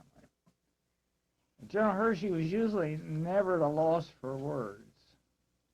But the day I told him that we wanted to get married, I thought that he didn't have anything to say for a longer period than I usually remember. So it's a great experience to be here today and share these things. Yes, it really has been. Thank you. Well, I can't even think of anything else to ask you now other than that, if there's any particular thing from, like when you were living at home with your dad, any special memory you can share now or even tonight at the dinner. When, If I could recall. And if you could tell them, the people at the dinner, too, about your dad and the roses to your mom. That's beautiful. I think that's Well. Did anybody mention about him ironing? No. The ironing. Oh, yes. He did the laundry at home always, didn't he? Yeah, because Mother was sick off and on, and Dad was very helpful with everything. And I can well remember in high school when he was the busiest with the selective service during the war, and he would be down in the kitchen. I'd come down for a glass of milk or something from study, and he'd be in there ironing the ironing because he didn't want Mother to do it. And that's the way he was all his life with her. And he spoiled her, really. Oh, that's very unusual. I mean, really. Yeah, he sure did. You said that he was well-rounded. When I was going through our archives, and there's trustees, the minutes from the trustees meetings are here from 1884. Oh, I bet. And when your dad was here in 1911 or 1912, he made a special request, and they just noted it, that they have okayed for Louis Hershey to take Virgil, an extra course in Virgil. And, if you want to take extra hours, it had to be approved. So he really loves the classics to read, evidently. He was interested in everything. And he was very interested in psychology. And I think that's one thing that helped him a lot with his job. He was always reading the latest books on psychology. And this was early enough that, psychology wasn't as prevalent as it is now. And I think that's why he understood people so well. He just really figured them out. I'm almost surprised he didn't have a political career. He was a politician, all right, but in his own way, he was. Well, but I think he was a soldier first. It's just he knew how to, if he's going to make his system work, that it had to work through the political system. Of course, I think a lot of good soldiers at senior levels in Washington take the same approach. The President Chairman of the Joint Chiefs of Staff is a good example. Yeah. The new one, you mean well, you're talking about Colin Powell. Yeah, Colin Powell. Yeah, right. Yeah. But he, I was just talking to a lady that worked in selective service, and she was saying it was just marvelous the way he could take a bunch of officers there at headquarters that were arguing about something, back and forth. He'd walk in there, and he'd settle them all down and smooth them out, and they'd come to a decision of some kind, which they had to do. She said it was amazing how he could do that, but that because he understood people, I think. He knew how to work it. And yet he had some presence. I know I mentioned to George, I think, when I've been talking to people about this event, and even people that just barely know him or were really young when he would come to town, you know, he'd come back and they said, boy, when General Hershey came in the limo, it was a big day, and everybody went out to see him, but he made such an impact. He had such presence. Well, he did that in his speech making. You know, he was very, very popular for speech. He had speeches lined up a year or two ahead, because he'd say, well, let's see, January 2 years from now, I'm going to be busy. You know, he kind of joked about it. But he was so good with speeches. And I remember friends of ours who'd gone like American Legion Convention or something. They said he'd get a standing ovation every time he spoke, because he was clever, he was witty, and he was interesting. What he said, that he had the same speech, and sometimes he'd begin at the beginning and go straight through, and sometimes he'd begin at the end and go backwards through it. Yeah, and sometimes he said he went in the middle and went both ways. And he came to visit us once, and you were a young lieutenant, you know, learning to make speeches and things, and he whipped this 3-by-5 card out, and here's my speech I'm going to give in Denver. And, you know, we couldn't believe it. He's, oh, yeah, you know, that's all I needed. But he really enjoyed speaking. The 3-by-5 cards remind me of how I used to carry them around to make notes on, and taught me. Here I am still carrying 3-by-5 cards around to make notes on. But he loved to speak, and he liked to talk. Was your mother comfortable in the public light at all? Yeah, she was, but she was a more quiet person, and she wasn't a big joiner or anything, you know, clubs and all, but she was very supportive of everything he did, and she was very happy that he was in the Army. She really enjoyed the Army. I was interested. I read just a little bit of Flynn's book that she went off to the Philippines. Right. For a little adventure. In 1913, because she was just a young girl, and she went out with her great uncle, who was at that time the deputy governor, and he had a daughter that she went out to be a companion to, and then she taught school in an Episcopal school in the Philippines for that year. She was like 20 years old, and she'd never been anywhere. I mean, I don't think she'd been out of Indiana. No, and of course, according to that book anyway. Of course, she thought that living over there was great. Of course, those days, you know, it was a house full of servants and things. That it was the oldie days. She thought, this is pretty good living. And no, but she enjoyed it. In fact, Dad got worried because she was running around with one of the governor's aides, and he thought maybe she wasn't coming back. Yeah. But she did. He waited for her. You know, she said he sure had to wait a long time. He didn't get around to. Did she go into nursing too? Yes, she did. In fact, she was in nursing when they got married. She had gone up to Chicago for nursing. Now, this was after the Philippines. Yeah. And they were engaged, and then they thought he was going overseas right away. So they got married, and she went back to nursing, but it was unofficial because she wasn't. Those days you couldn't be married and taking nursing. Right. But then she had trouble with her feet and couldn't stand on her feet long. They got married down at Camp Shelby, didn't they? Well, yes, at Jackson, Mississippi, which is close to Camp Shelby. And then she went back to nursing. Okay. But then she had trouble with her feet, so she got out of nursing and went back to Angola, and then they announced their marriage, because then it was, of course, all right. Then he went overseas after that. And that was World War I. Yeah, he went over about 1918. Yeah. The war was almost over. So she went to work in Washington, D.C. She worked in one of the government agencies there while he was overseas. So that, you know, kind of gave her a flavor, too. And I think she really wanted him to stay in the Army. She encouraged him to, and I think that made a lot of difference to him because of her opinion, sure. Right. So, well, they sure did a good Didn't they drive around the country visiting the Selective Service headquarters because your mother didn't like to fly? Well, she liked driving in the car. Well, she flew when she had to. But, of course, they were always traveling because they checked on all these draft boards all over the country, every headquarters in every state, you know, the state headquarters. Constantly. Well, now, were you still at home then? I was still home part of that time, and I graduated from high school in 44 and went away to college, but I was back a lot, and then I was married and went to how did you college. meet? Yeah, we were married while we were in college. How'd we meet? Yeah. Well, my unit that I was in during World War II came back from Europe after the war was over. We were going to go to the Pacific. Fortunately, the Japanese surrendered, so we didn't have to go. And I was waiting to be discharged. And another sergeant in my outfit and I were sharing a room at Fort Meade, Maryland, which is outside of Washington. And he was dating a friend of Ellen's, and he invited me into a party. A blind date. No, she had a date. Oh, yeah, I had a date. Just goes to She show had that a date. but these we- Hoosier I boys, met you her, know, they and have so- their attraction, And we were married about a Then we- year later, So you saw her at the party and Yeah, I See saw her how at the we party met. and we dated. through mutual friends, and then we started dating. We shared the Indiana commonality. Oh, sure.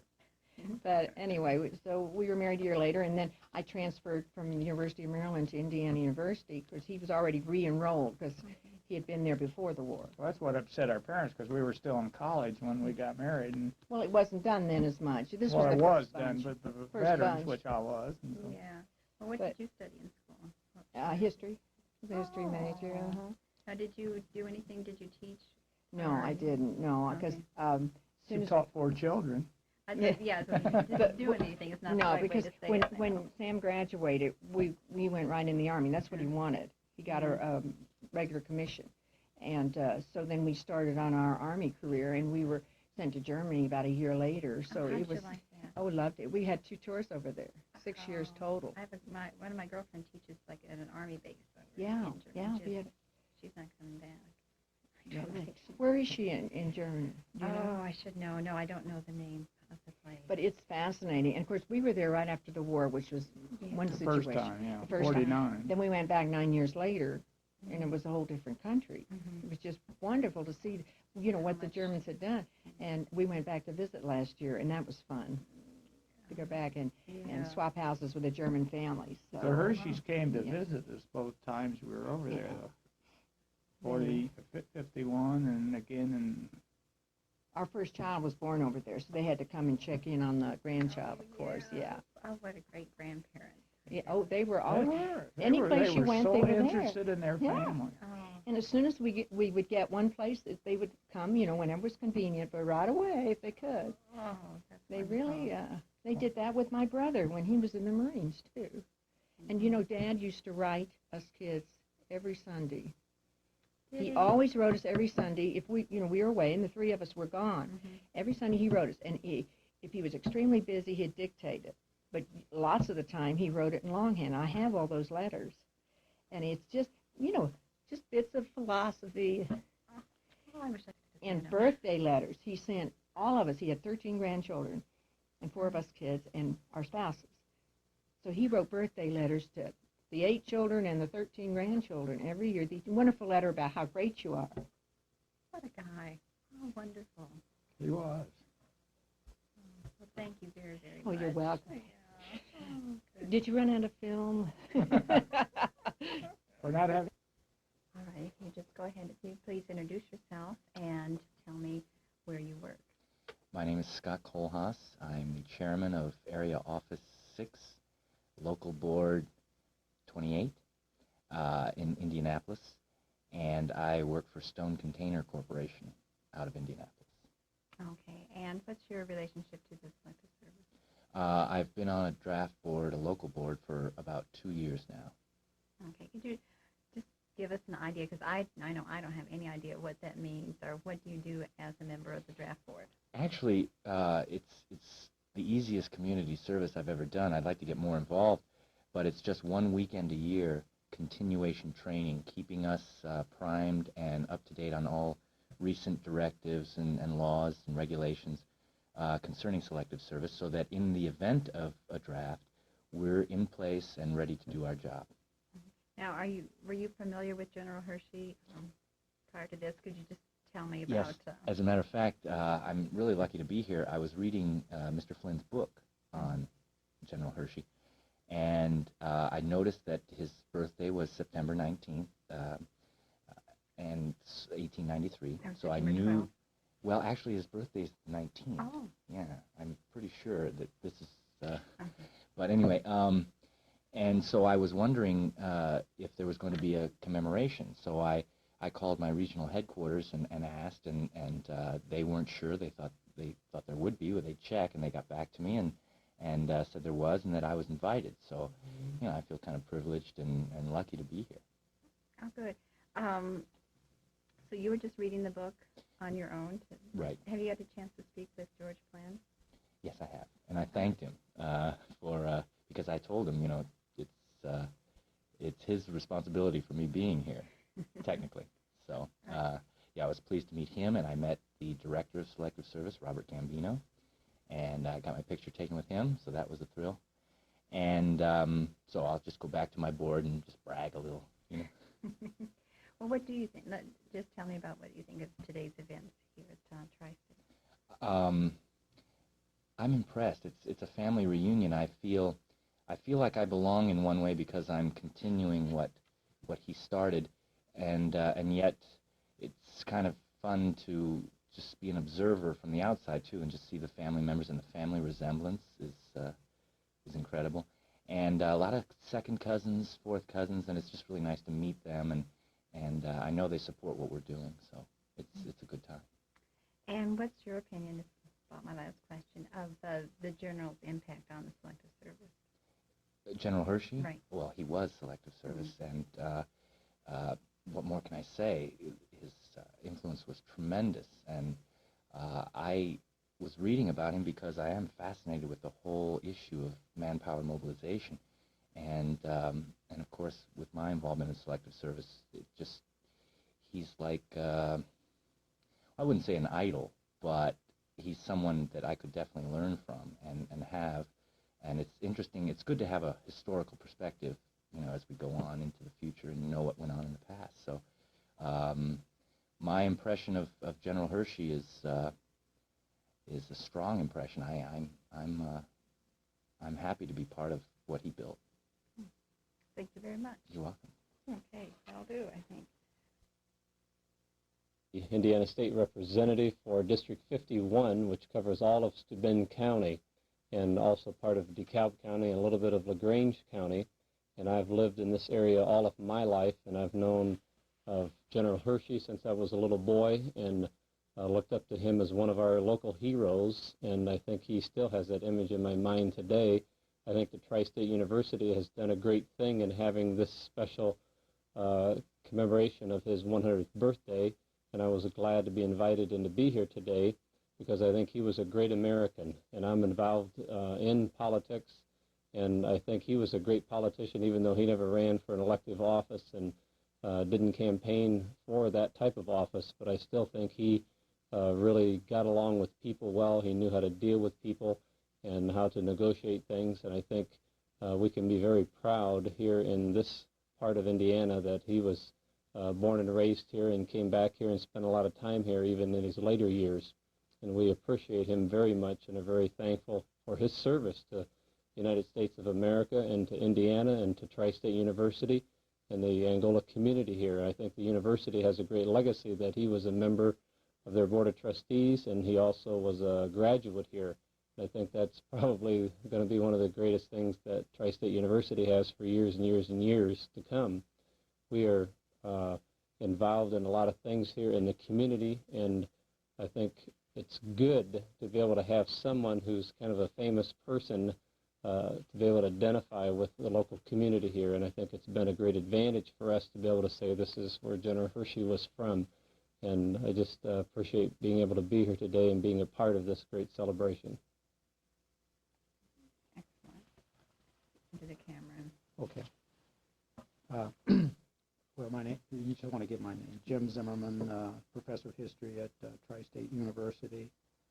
I guess my first involvement with Hershey's connection to Tri-State was as a professor in 1973 taken to Best Hall by a colleague and shown the massive amount of Hershey papers and memorabilia that had been presented to us by General Hershey. And I was told at the time that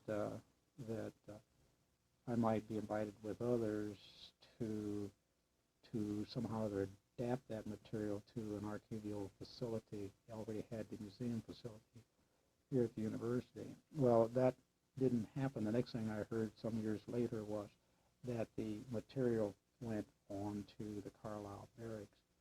I think what's important about today is that the university commemorate someone who made the contribution that General Hershey did in the service of his country.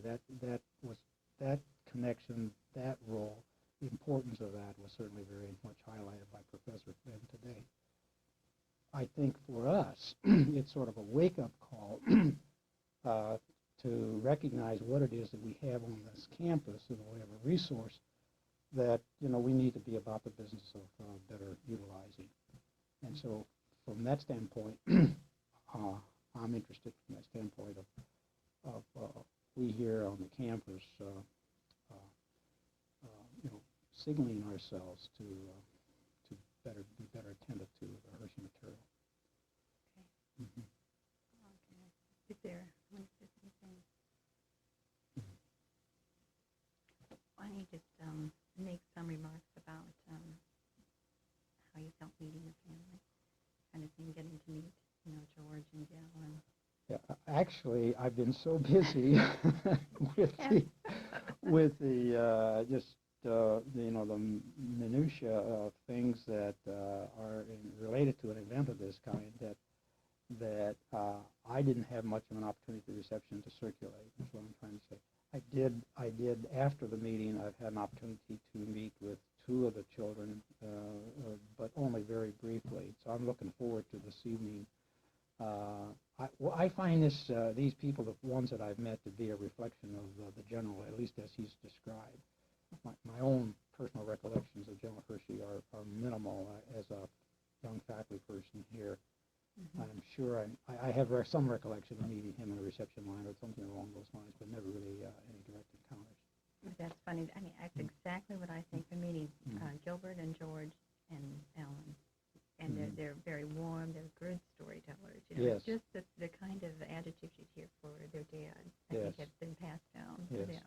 They're good people. Yes.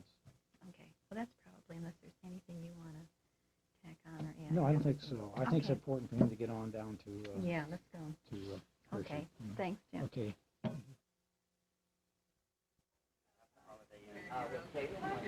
Well, all four of us. No, I don't know. I told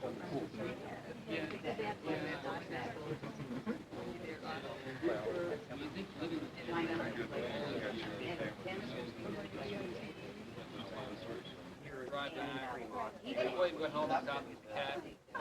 And then one of us said, "Oh, is this her?"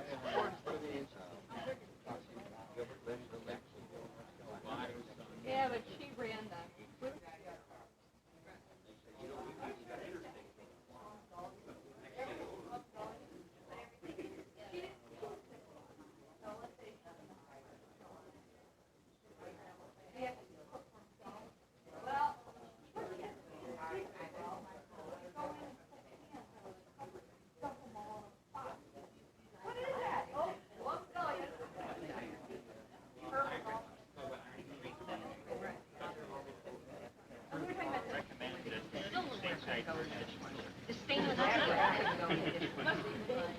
Because one time we fell.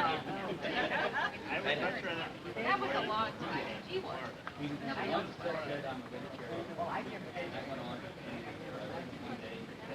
They say evacuation building.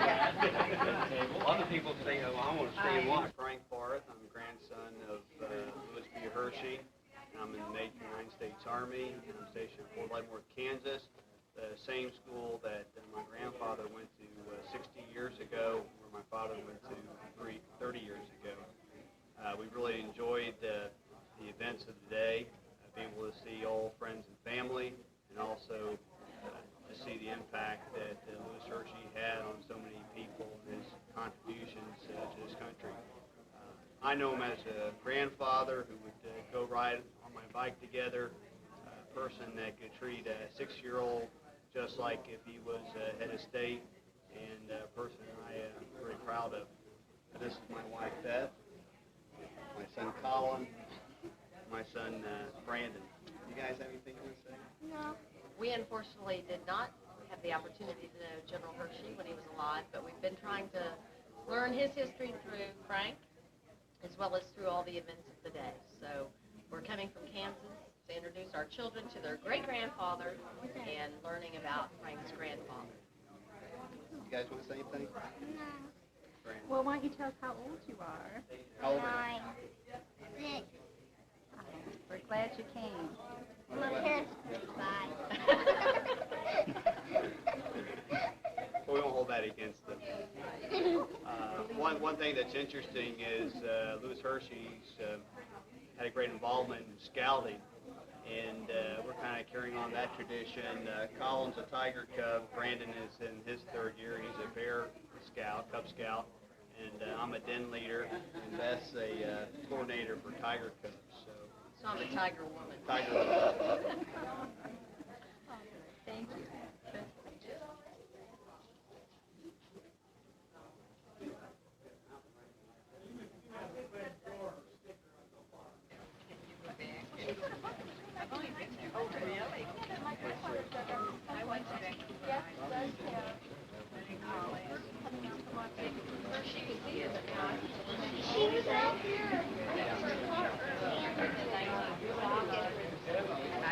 No, that's different.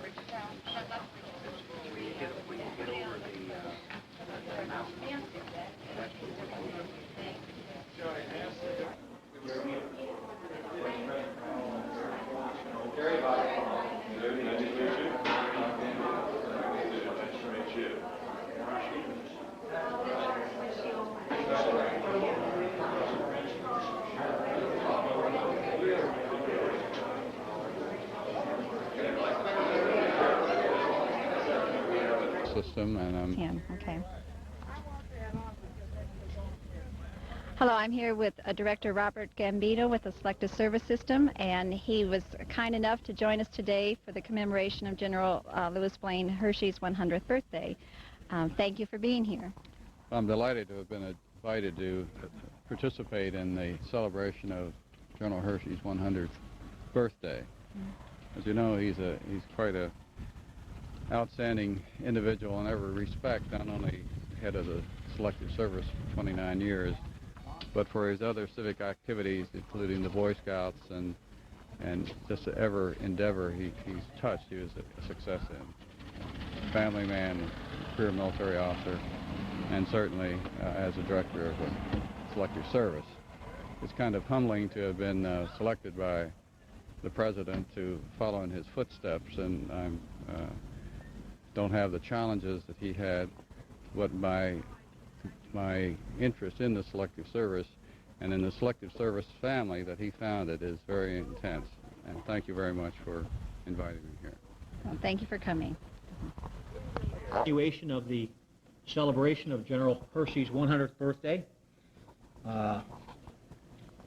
The salads will be put on the table in just a minute or two here, and the buffet will be open after the invocation. And I think, so that we don't have 95 people rush to the buffet at the same time, we'll start with our young tour guides, here's the correct word, who volunteered to help with today's program, and we'll go right down this way, and yes, Dorothy Perchan, right this way and right around the room. All right, folks? And it'll be a 2-line buffet, so gather on both sides of the table. And at this time, I would like to have Dr. Radcliffe come up and offer a blessing. Dr. Radcliffe? Right here. Our gracious Heavenly Father, we come to the close of this day, thanking you for the blessing, thanking you for the one whose 100th birthday we have celebrated, and for the tremendous contribution that he made to mankind, other places than locally. And we would not forget to thank you for the food that we're going to eat. We ask that you would bless that in our use, bless us in your service, and give us the strength we need to do your will in all things. Thank you for it in the name of him who said, I am the way and the truth and the life. Drinks will also be brought to the table, iced tea and lemonade, and whatever you request we'll serve at the table. And then following dinner, we'll commence with the program. And anyone that has anything they'd like to say in the way of a memory about General Hershey, we'll ask you to do that after our speakers this evening. We'll go table by table, and I hope everyone will have a little something to add to the program. So enjoy the meal, and following the meal, we'll get the program going then.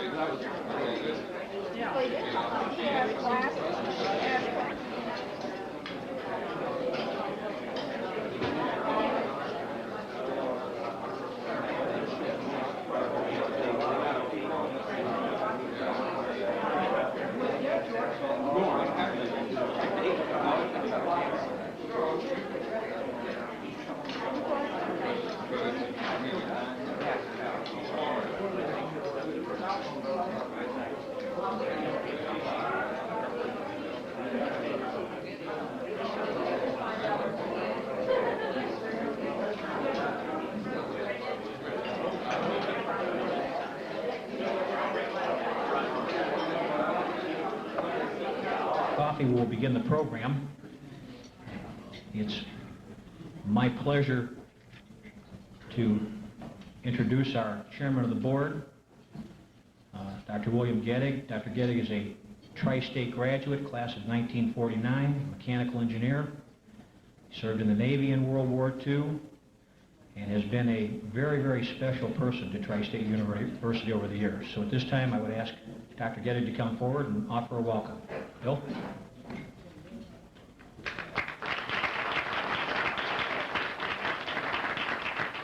Thank you, Butch. Welcome to everyone on behalf of the board and the university. Thank you very much for coming. I won't be redundant and talk to you about history or enlistments or when we volunteered or didn't, because our historian's done such a great job. But I will say that on this occasion, I'm very grateful to Tri-State, as I'm sure General Hershey was, for what he received here. And as I said earlier today, he's probably the most illustrious alum that he is the most illustrious and well-known alum that we've ever had. Hopefully we could have someone just as important in the future that cared as much about Tri-State as General Hershey did. In any case, on behalf of the board and the university, thank you so much. Thank all of you, too, who had anything to do with the presentations today, which I'm sure everyone's enjoyed. And I want to say to Gilbert and to George Hershey, I found that he and I served on the same battleship in World War II, although we weren't acquainted. And so it's a rather small world. Anyhow, thank you all very much. And I hope that, I'm sorry that we couldn't all be here for the 200th anniversary, but I'll be looking for you.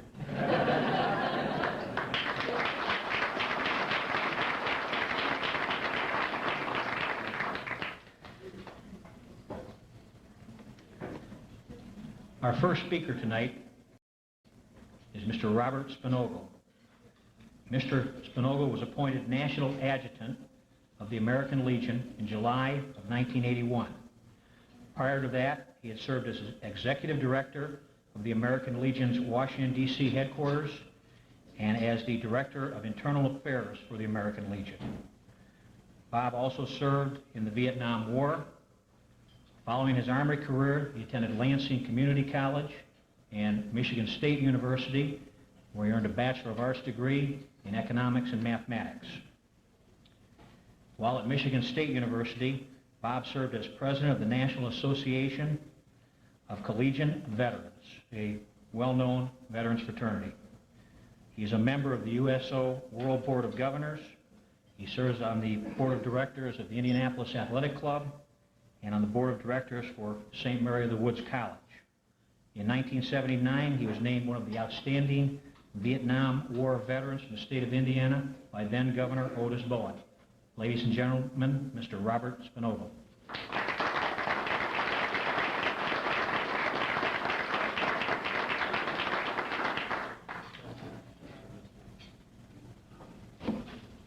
I want to thank Butch for that very kind introduction.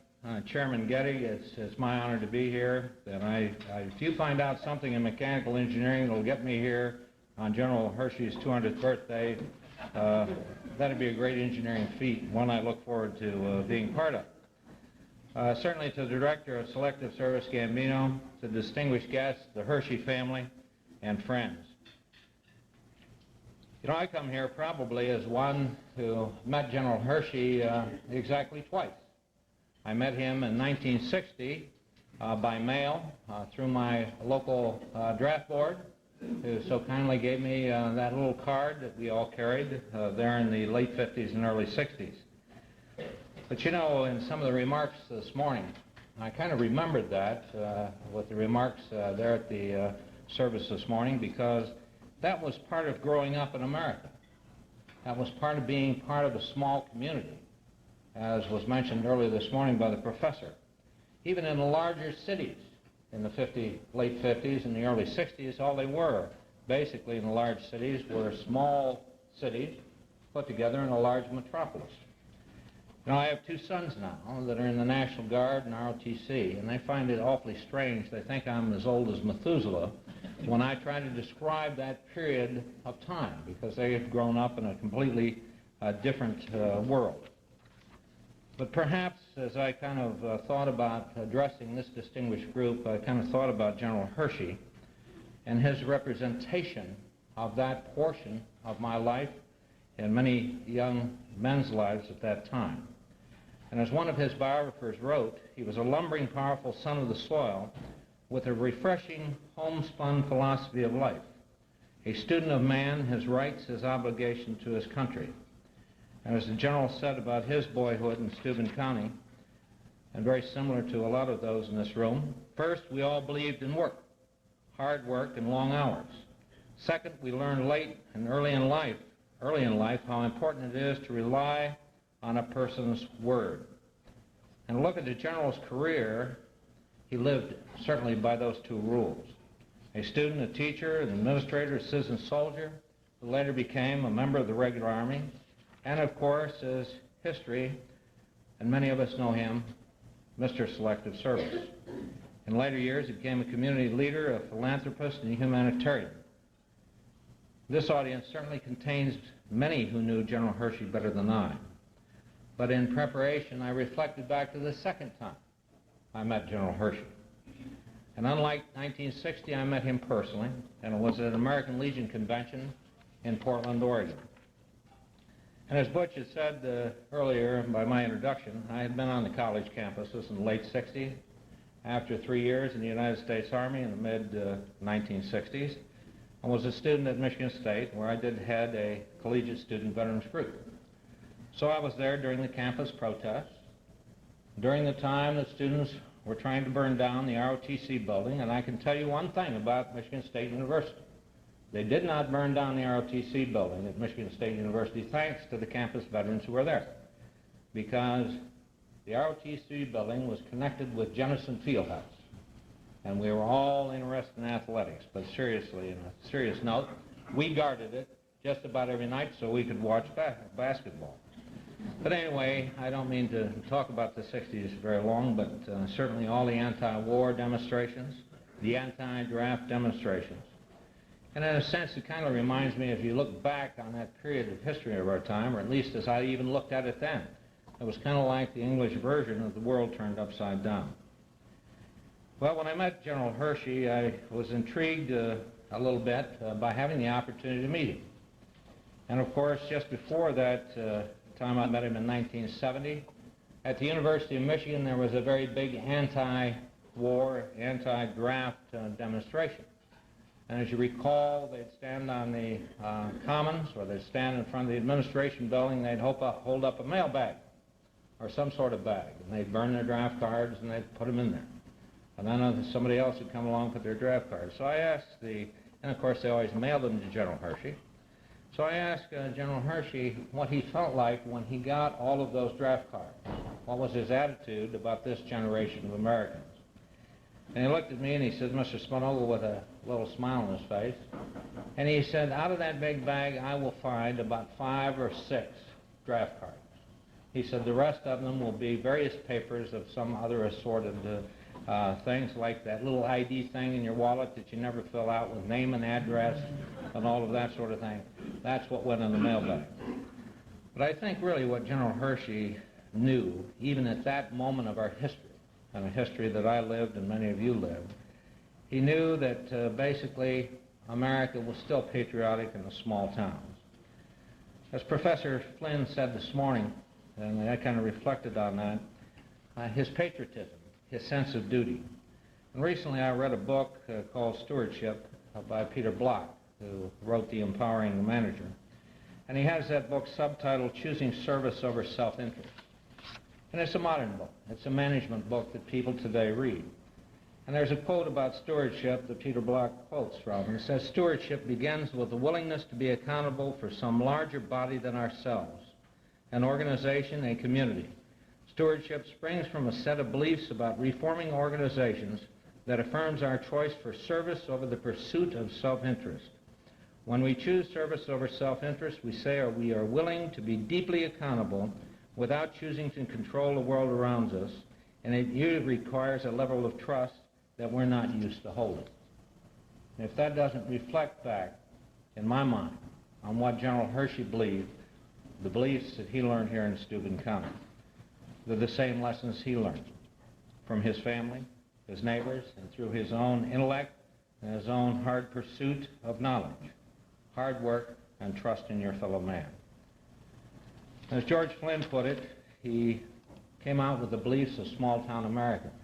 I had the opportunity today to, I always look around cities when I come to a city, and just kind of drove Angola east to west, north to south. And they still have movie theaters downtown. And that just amazes me for this community, and those of you who live in it must treasure this community beyond words. But this is not unlike other communities throughout this country. And Professor Flynn, if I could just read just a portion with your permission from one of your papers. Hershey succeeded in his leadership role because he reflected and supported several enduring myths. The system was built upon the myth of a rural America of small towns where everyone knew everyone else and where defense was the responsibility of the citizen soldier. Hershey believed in the patriotic community where loyalty was a paramount virtue and where the most honored citizen was the veteran. He was committed to an egalitarian community where class and racial tensions did not exist and everyone worked for the general good. This philosophy stirred strong feelings of support among his family, whose members responded with enthusiasm to his leadership. Hershey did not need statutory authority to influence the system. As one staff officer wrote, for 25 years I have tried to do successfully a job in which the impetus and the inspiration came 80% directly from you as an individual. I have found myself unconsciously sounding like you, telling your stories because of your personality, influenced mine so greatly over the years. Time and time again, his state director spoke of the genuine affection we hold for you, our greatest chief. Local boards tried to do what he wanted without being asked. No godfather could have asked for more. In summary, we of the American Legion honored him in 1946, immediately after World War II, with our highest award, the Distinguished Service Medal. And General Hershey honored us with his membership, his counsel, his friendship, and his service. And I'd like to call, if I could, Butch, just briefly, a great associate of General Hershey's, to join me at the podium to talk about Anavicus, which is the Army, Navy, Air Force in Canada, United States unit. Elizabeth, Denny, come on up here. Yes, sir. Because she is a longtime member, a great associate of General Hershey, and he was president of this association for many, many years. 20 to be exact. 20? Yes, sir. Thank you, Father.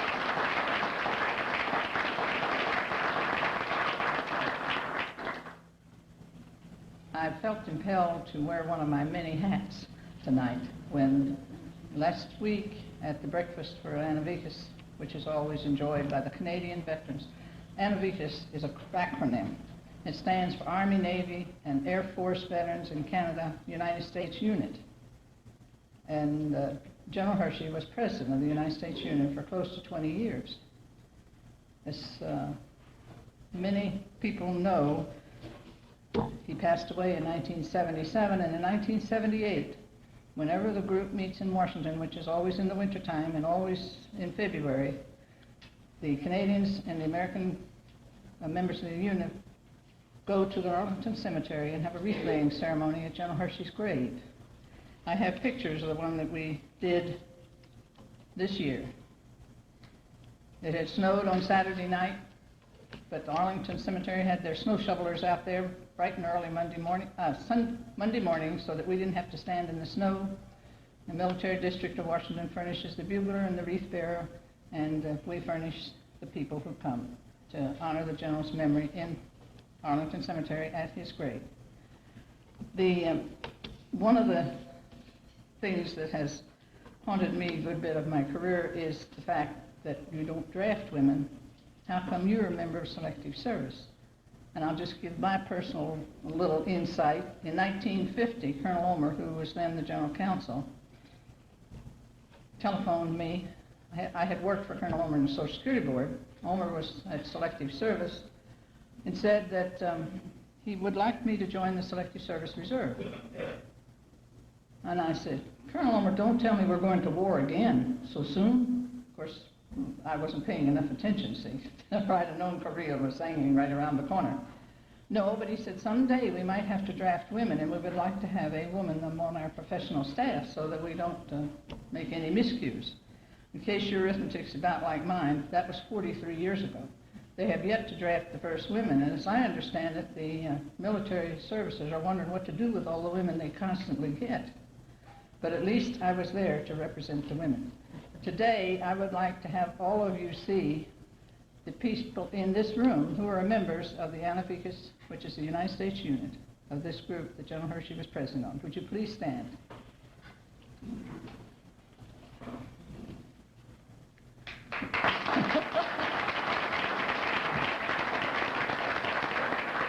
On behalf of these members and of Judge Foley, who regretted very much that his commitments would not permit him to be here with us tonight, I bring you greetings from the Army, Navy, and Air Force veterans in Canada and the United States unit. Thank you very much.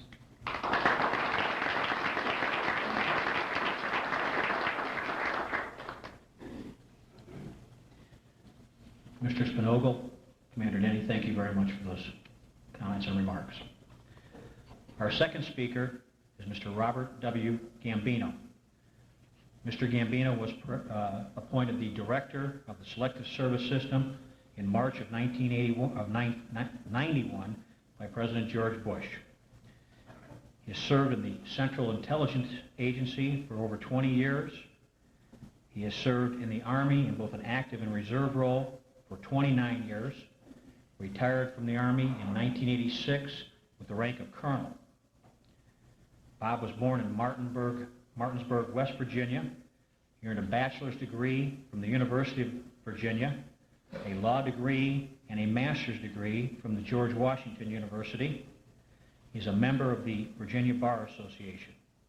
He serves on the board of directors of the Krasnow Institute for Advanced Studies at George Mason University. He has been an excellent supporter of the historical effort by the Selective Service and by Tri-State University, and we consider him an excellent friend of this university. Ladies and gentlemen, Mr. Robert Gambino.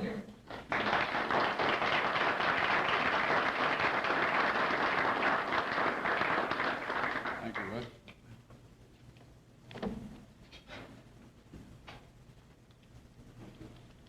Thank you again, Mr. Butch, Mr.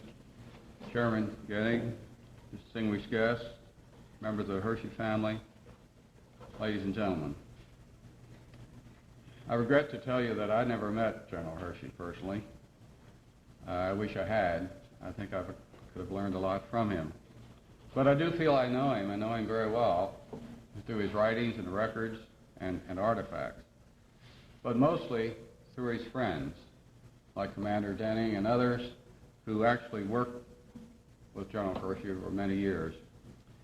And in addition to the thousands of Selective Service members of the Selective Service family that today exists in every state of the Union, who join together from time to time, even though they're not now associated with the Selective Service, to honor the memory of General Hershey and attempt to live by the virtues that he espoused so well during the many years he was associated with the organization.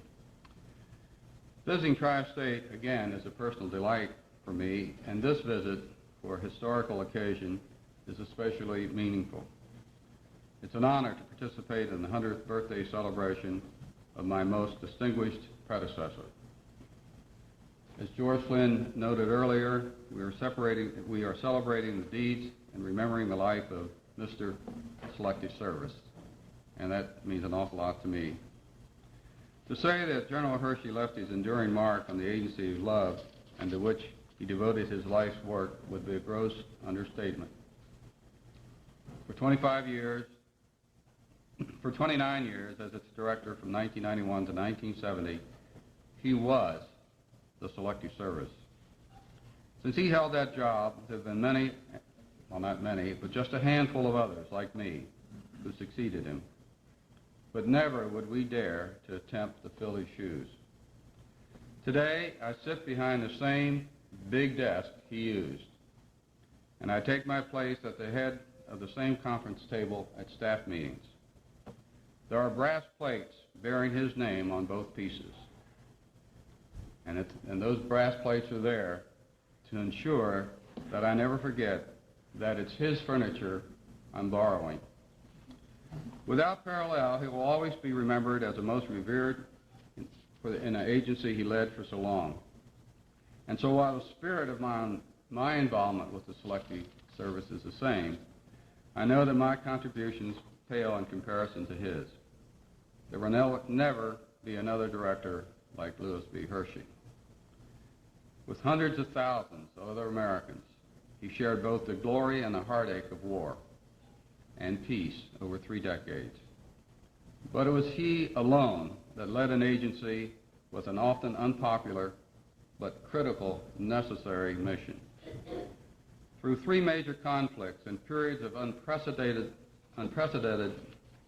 global tension, he was a personification of American strength and commitment. We are now approaching the end of the century, and the world of the 1990s is vastly different from the world of General Hershey's time. We have not drafted anyone in over 20 years. Our biggest and strongest military adversaries are gone. The all-voluntary force proved its worth in limited regional conflicts, Grenada, Panama, and the Persian Gulf.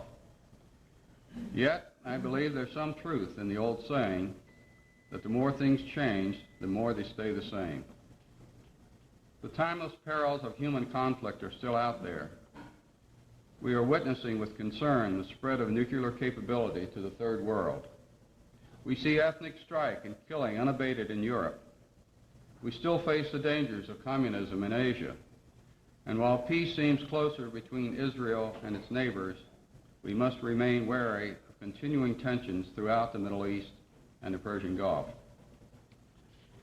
Like other nations, we must also deal with nagging economic problems. Our nation's responses to today's challenges are still being defined. We are witnessing substantial reductions in both sides of active and reserve forces and withdrawing our forces from overseas, while at the same time we're having difficulty recruiting replacements. In addition, many of our senior military leaders are expressing concern about military readiness. As most of you know, I'm sure, the Department of Defense has just completed its long-awaited bottoms-up review, which we hope and expect will provide us a blueprint for the nation's military needs for today and the future. We all recognize that defense costs must be in consonance with economic realities. We hope this review and congressional response will recognize the need to maintain both a strong and state-of-the-art active force supported by modernized reserve forces and a standby capability to mobilize the nation's manpower in the event of a national crisis. This formula has served the nation well over the years, and while we recognize that new problems will require innovation and different approaches to solve, experience and history help us avoid repeating mistakes. However, today, alarmingly, we find ourselves in the middle of a congressional action which may eliminate the Selective Service system. It is often said that past is prologue, and that we must learn to suffer again by repeating what we have already experienced. And so it is that many of our citizens are very concerned about the ongoing debate about the future of the organization that General Hershey built and nurtured. What has become of the agency that has so successfully and cost-effectively served this republic for over 50 years? The issue is whether the Selective Service shall continue to be the nation's chosen instrument for augmenting the armed forces in time of unforeseen national crisis. Or should we deny ourselves this insurance in return for a savings of less than $30 million? I think General Hershey would be deeply concerned that there are many who believe the Selective Service has outlived its usefulness. They point to the end of the Cold War, the dissolution of the Soviet Union, and the volunteer military swift victory in the Persian Gulf. They apparently ignore the bitter lessons about unpreparedness that history has taught us time and time again. I believe these people could all benefit from a visit to Tri-State's Hershey Museum. Here they could learn a great deal about the wisdom of being prepared in an often hostile world. President Clinton has noted on several occasions that the world is still a dangerous and uncertain place. His fiscal '94 budget request for the Selective Service system would fully fund the agency and retain the nation's capability to reconstitute rapidly the armed forces if needed in an emergency. The system, the Selective Service system today, can promptly fill the ranks on a fair and equitable basis. And I emphasize fair and equitable. A time may come again when the national interest requires that some, but not all, young Americans be selected to serve in the armed forces. How will these selections be made? The American people will accept nothing less than a process that guarantees selection for involuntary military service be absolutely fair. The Selective Service system guarantees such a process. It has been honed, practiced, and tested for many years, and deserves the confidence of our citizens. With peacetime registration, over 97% of all men obligated to register are in fact registered. The high compliance with the law, coupled with a scientifically designed and tested random lottery drawing system, assures that every registrant of prime draft age has the same mathematical chance of being selected in any crisis requiring a return to the draft. And I think that's very important. You may be aware that the House of Representatives voted in June to cut President Clinton's budget request to only $5 million, with the intention of terminating the agency by the 31st of December this year. Much has appeared in the news media about this issue, and you'll probably see much more coverage in the weeks ahead. Everyone associated with the Selective Service, many members of Congress from both sides of the aisle, the agencies involved in national security, educators, senior military officers, and citizens have expressed strong objections to the House action. Last week, fortunately, preliminary action in the Senate provided some hope for relief. The Senate Appropriations Committee completed its markup of President Clinton's 1994 spending bill covering the Selective Service, which provides us with $25 million for selective service in 1994. This amount rejects a House vote to close the agency down, but it trims our budget $4 million below the President's request. It's a 14% cut, and that's painful, but it's certainly better than putting the selective service out of business. The full Senate vote on this bill should occur this coming week or the week after. If the Senate passes the bill as it now stands, the difference between the House and Senate versions will have to be resolved in conference. We are cautiously optimistic that a budget sufficient for continued operation of the system will come out of the House-Senate committee. The nation, I feel, needs the continued inexpensive insurance policy provided by the men and women of the Selective Service System. Today's Selective Service System and the extended Selective Service family that I'm sure you all have heard so much about is a proud legacy of General Hershey. He instilled a special spirit in the thousands of people who were and those who are now associated with the agency.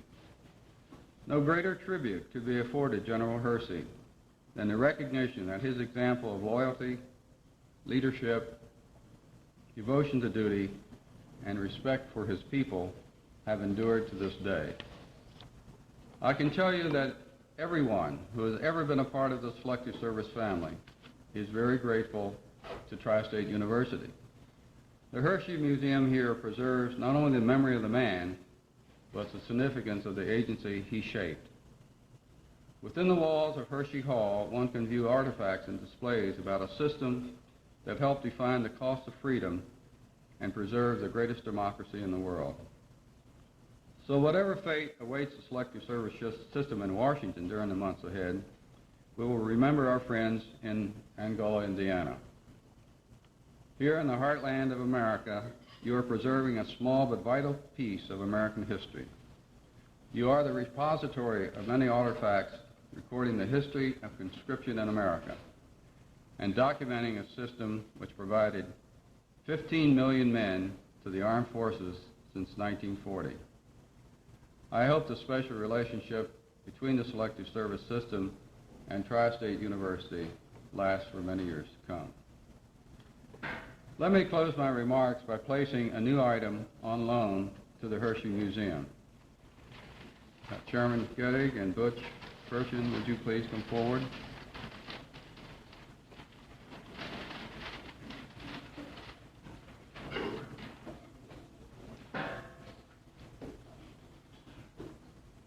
Thank you. 1993 is a milestone year in more ways than one. It's the 100th anniversary of General Hershey's birth, and it's also the midpoint of the nation's 5-year commemoration of the 50th anniversary of our victory in World War II. As part of that national commemoration, Army artist Peter Verasano was commissioned by the Selective Service System to paint a commemorative watercolor. We will soon unveil the painting at a formal ceremony in Washington, and it will hang in our national headquarters. We believe it would be very appropriate if the only official framed photographic copy of that painting was placed on display in the Hershey Museum, and here it is.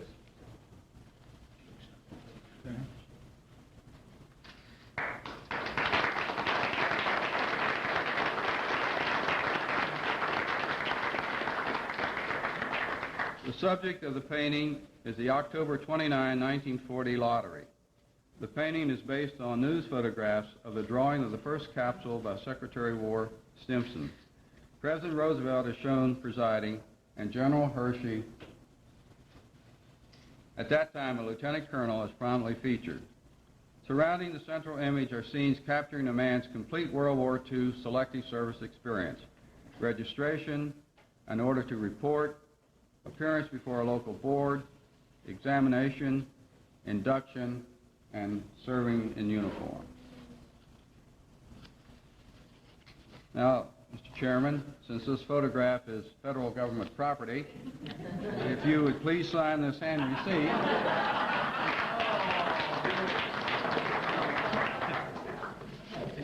We'll leave the photograph in the university's good care. I have a pen.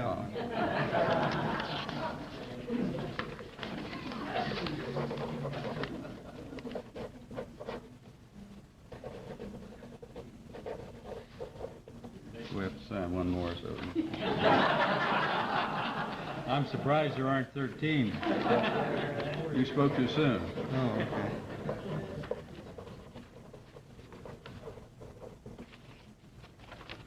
Thank you very much for inviting me to help celebrate. Well, Hershey. thank you very much, Birthday. and thanks to Selective Service and all your colleagues for wishing. Thank you very much. Good, thank you.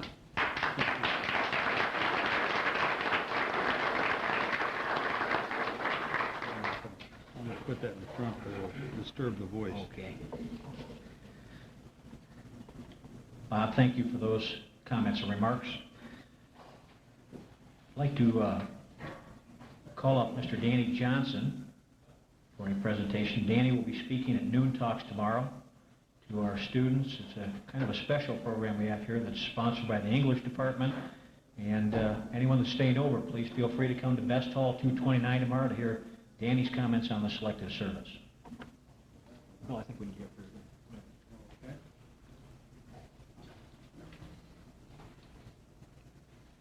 Thank you, Butch.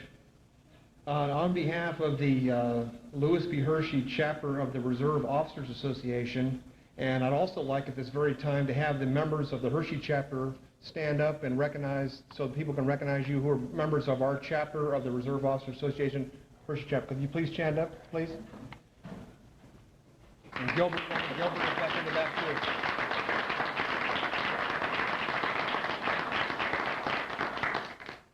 I have just recently served as the chapter president, and for the last year. It was an honor to do it. It's an honor to serve an organization that General Hershey was very important, and with their building fund and having the Reserve Officers Association be a large, important organization for our nation's defense. And what I'd like to do is I'd like to present, on behalf of the Hershey chapter, a check to Tri-State University for their museum for $300. Thank you very much.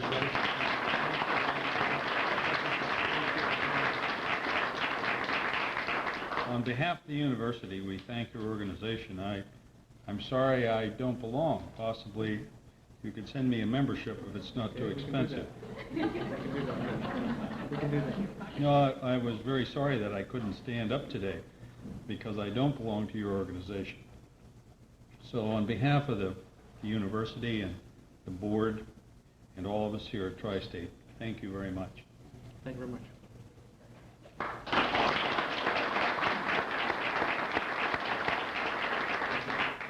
Bill, I've seen the application for that organization. It's triplicate, so... I haven't asked the dues yet. Tomorrow, with Danny's Noon Talks program, will be the culmination of the celebration of General Hershey's 100th birthday. I do want to remind everyone in the room that it's also a beginning of a strong relationship with the Selective Service System and Tri-State University to properly and historically document the Selective Service System. Many in this room can help in that effort, and I hope you'll do whatever you can to make it a successful effort. Now, this is going to be everyone's opportunity to be on video. So we're going to go right around the room here. I'm going to, as we go around the room, also point out a few people that helped make the program this weekend work as well as it has. I think we're going to start at this table. You're not obligated to stand up and say anything, but if you feel like you need or would like to, we'd like to have you do that.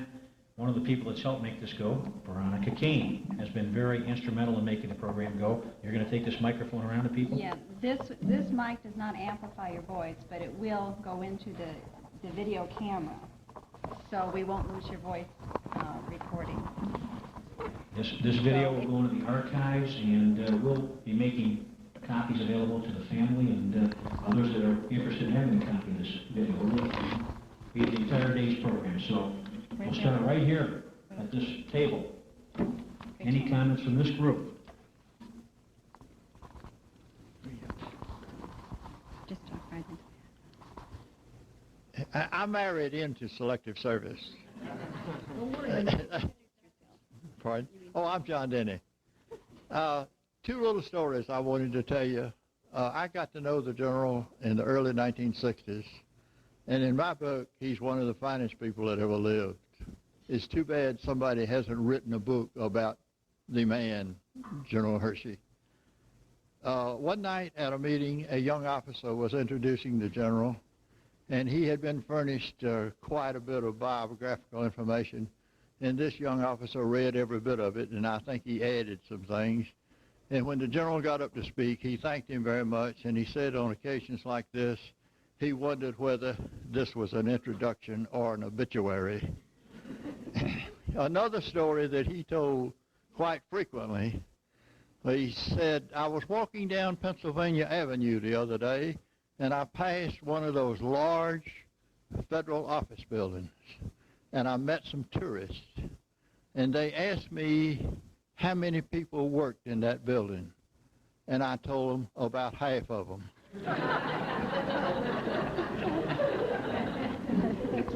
Anyone else from this table?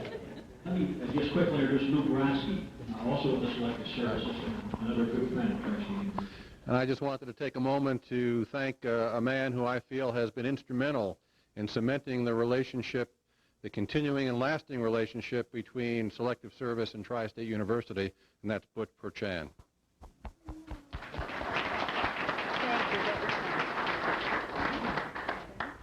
The second table, let me quickly introduce Priscilla Wilson, who was very instrumental in putting Library 104 together, that display you saw today. And Priscilla, we really appreciate your help, and the children's help too. Inside joke first.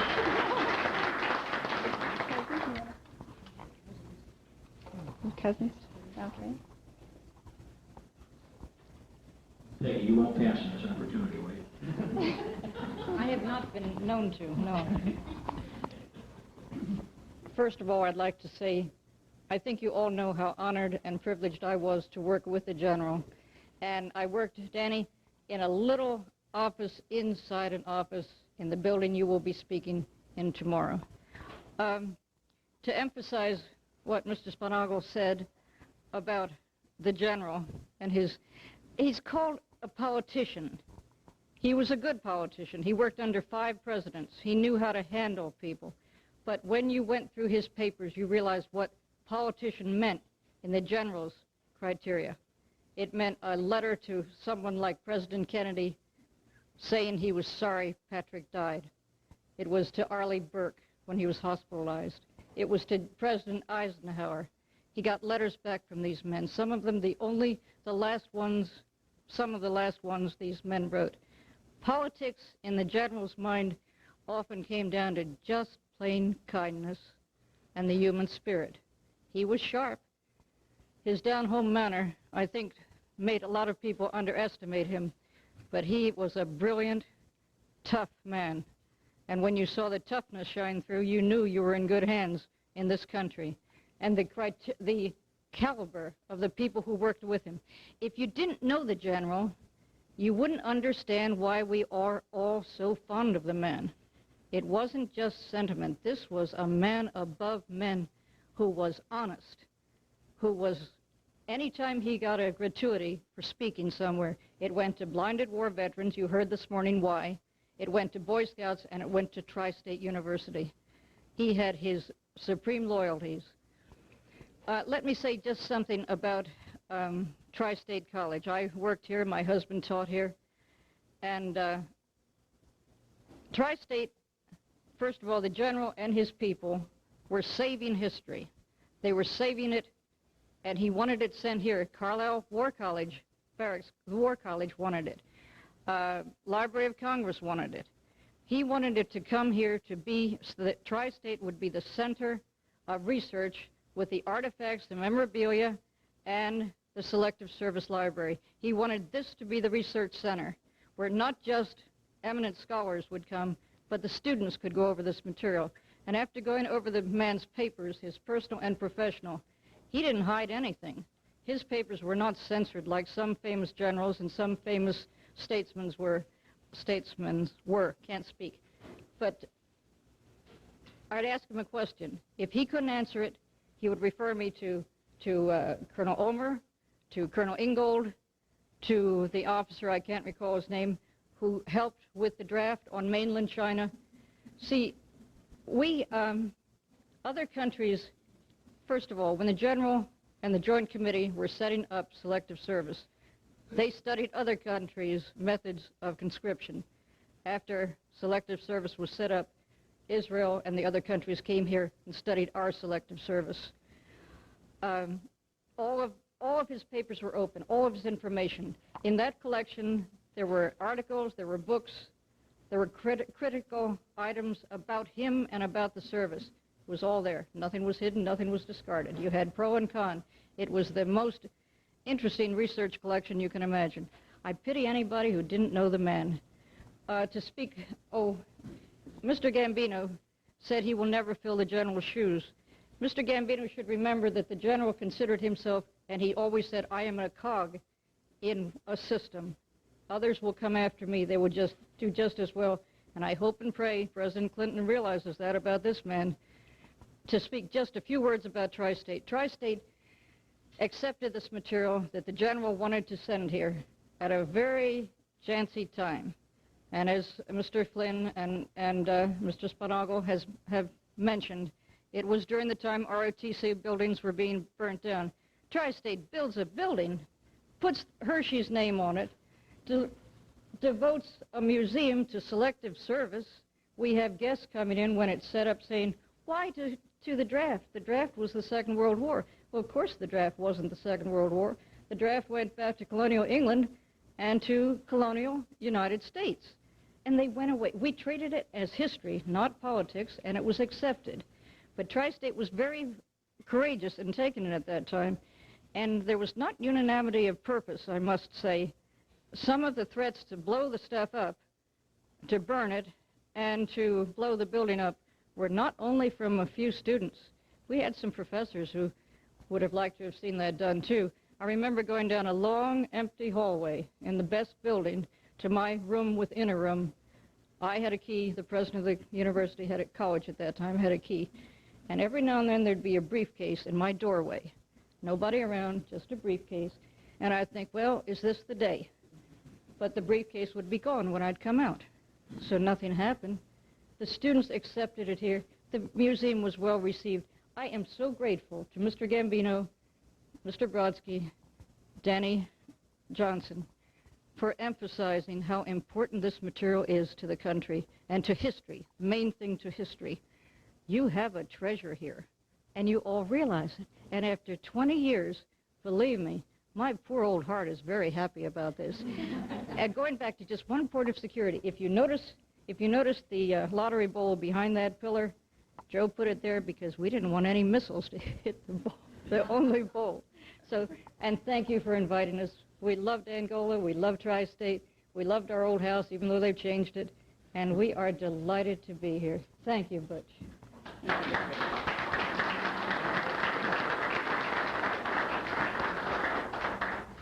At the next table, I want to recognize Mariella McGregor, who has served on the committee to organize all this, and is our only casualty. Mariella, you're a casualty at the end? Very good.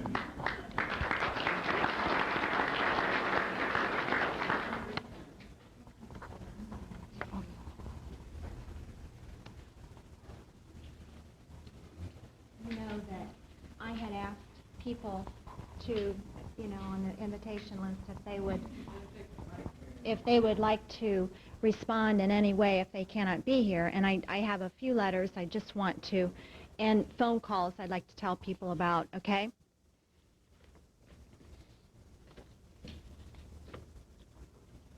Would you like to talk a minute while I come in? No.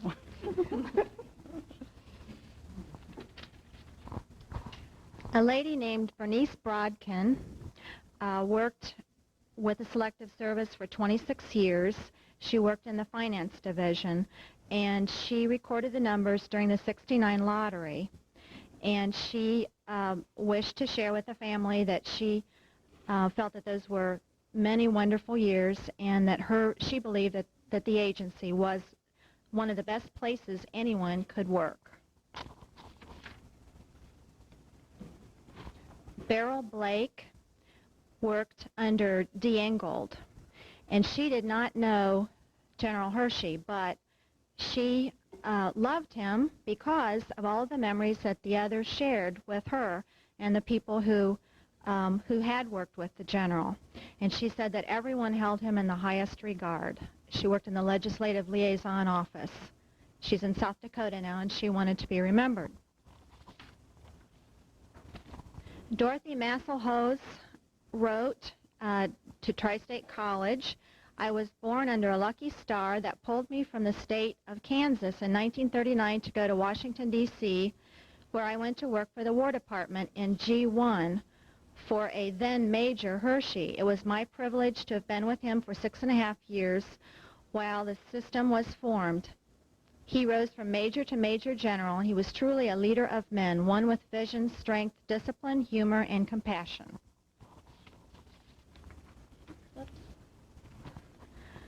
Edna Wright worked, she says, I worked 17 years at Selective Service in Washington, D.C., national headquarters, and they were the best years of my life. I retired in 1973, along with a lot of others, and still keep my memories of those good years in my mind. I have a box full of things pertaining to work and programs that we all enjoyed, and letters and cards, too, from so many, including the General and his daughters. Joe Tiagno is one of our trustees, and he called me about a month ago and said, "I wish I could be there, but I just want to tell you that the General was as great a gentleman as I've ever known," quote unquote, and that they were a delightful couple. He talked a lot about your mom, Ellen, and he said she was a doll. He said that the General was the humblest, hardest working man in government. He's confident of that he fulfilled his job better than anyone could have, and he bore the burden of his job very well.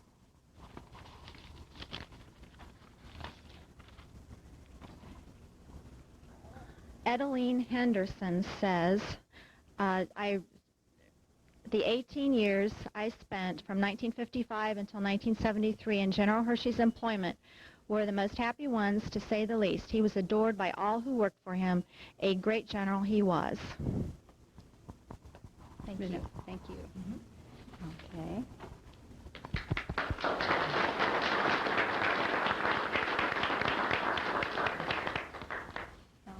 Ellen? Okay, order one of the family tables here now. Yes. Okay. Yeah, I want to say he was a devoted father, first of all. I know that. But he was also a very sentimental husband. Mother used to get a rose for every year they were married. So they got to 59 roses, which is pretty good. And also I want to mention this necklace, well, the pendant on it. It says September 10th, 1907. Then it says 1969 on the bottom. Dad gave it to Mother. That was 62 years since they met, the first day of the 7th grade. So he always remembered it. Thank you.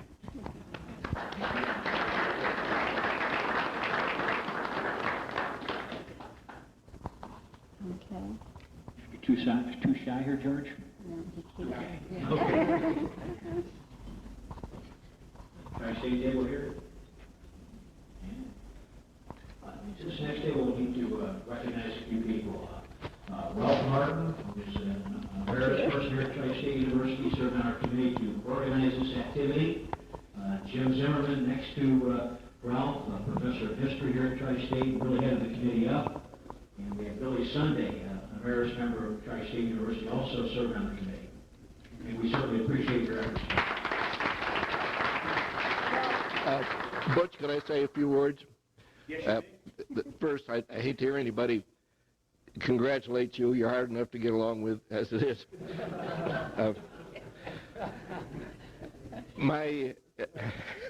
Stay right there. Okay. It's all right. Recollection of the general, and that's the way you've heard the Tri-State people talk to him. It was not General Hershey, it was the general. I had the privilege of quite often picking him up when he was coming in for the trustee meetings, either at the railroad depot or at the airport, and taking him back sometimes to the Holiday Inn. I remember when I first met him, we were going from the Trout Club, and this is where the trustees were meeting at that time over by Fremont. And he was asking me, he says, Mr. Martin, are you an old-time resident of Steuben County? Are you a lately come Johnny? And I said, no, I've lived here all my life. He proceeded to tell me about dating one of my aunts, taking her home in a buggy, and my father, who was just a baby at that time, crying. He didn't need any prodding along. His memory served him well. When my wife and I visited him in Washington, I was reminding Commander Denny today that we'd met her there, and she said, he gave you his car to and chauffeur to show you around Washington, didn't he? And I said, yes, he did. His sense of humor, I think, was very, very sharp. He was talking at a joint service club meeting in January or February here in Angola with the Kiwanis, the Lions Club, and the Rotary. And, of course, at that time, his eyesight was very bad, and he was speaking right off the cuff. And it wasn't a talk with a message. It was just humor of his recollection of things that had gone on in this small rural community.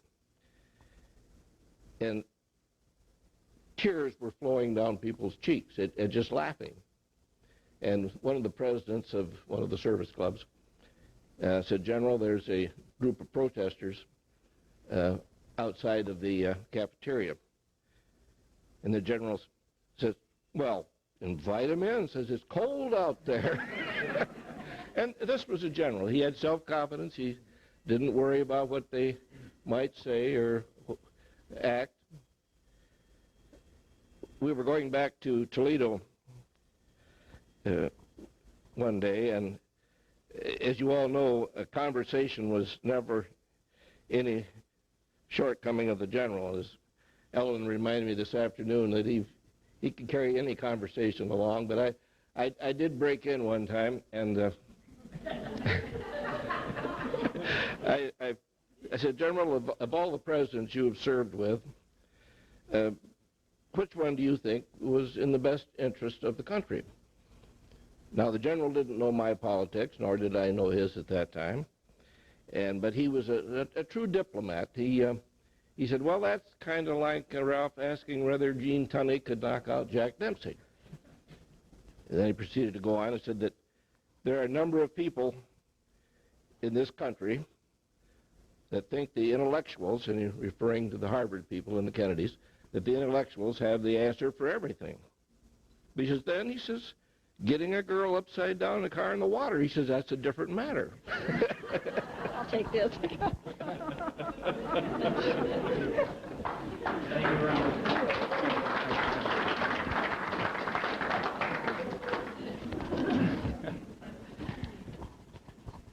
I have an excerpt from a letter. This is a brief excerpt, which I think might be of interest to the family members and to all friends of Louis Hershey. This is Louis Hershey, the student, not the general. This letter is from a 1912 student, female student, contemporary of Louis Hershey, and it was written in 1970. Bob Ramsey, who was the alumni director, forwarded this letter to General Hershey, who responded back to Bob Ramsey and requested opportunity to write to this student, which I think goes in line with what I hear about his caring attitude. And I won't read all the letter, but I'll read the Hershey part. She says, some of us girls wanted to get a basketball team, and Louis Hershey agreed to be our coach. He was always so pleasant and agreeable, one of the most popular students on campus. We weren't such great athletes, but guess what they called us? Hershey's Chocolates. Now, what I know about the general would suggest that if the Indiana National Guard had not gotten in the way, that George Flynn's book would have been about Louis B. Hershey, the coach. And the people in Indiana could care less about Bobby Knight.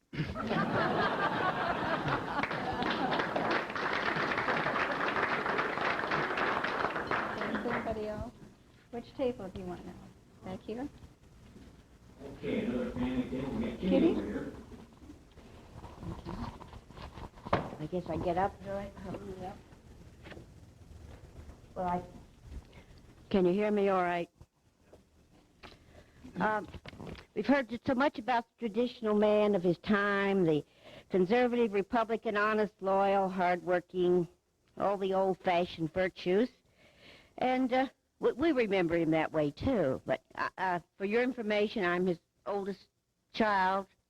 Name is Kitty Hershey Lane. And now I think of Dad as about 2 generations ahead of himself. Today, he would be a model for the modern parent. There was nothing around the house he wouldn't put his hand to. Diapers and child care, housework, laundry, ironing, cooking. Every morning, Mother got her cup of coffee in bed. Let's hear for the general. So there was this combination of old-time thoughtfulness and all this new up-to-date household sharing. He, as a father, he advised us with our homework. He met with our teachers when we were in trouble. He got up at night with a sick child. He read the classics. First one I remember was Swiss Family Robinson and all the Kipling poems. He loved them. His children will never forget them. And they can all quote, I'm sure, all those rolling cadences that they heard practically in the cradle. Long before selective service, he was an exceptional father. And even when the war came and he was terribly busy with a crisis every day, he still had time for his children, for any problems, and volunteered ways to make their life easier. So I speak of this aspect with personal knowledge, and you don't realize how exceptional a man is when you benefit from knowing him in infancy.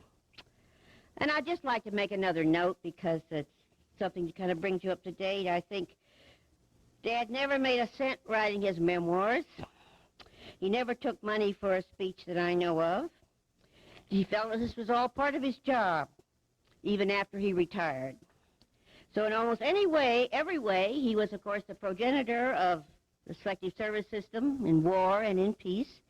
He was the family head for the countrywide draft organization and for the Hershey children and grandchildren. He was knowledgeable, supportive, delightful, witty, and always a loving father, a man for all seasons and a man for all times. Thank you. Thank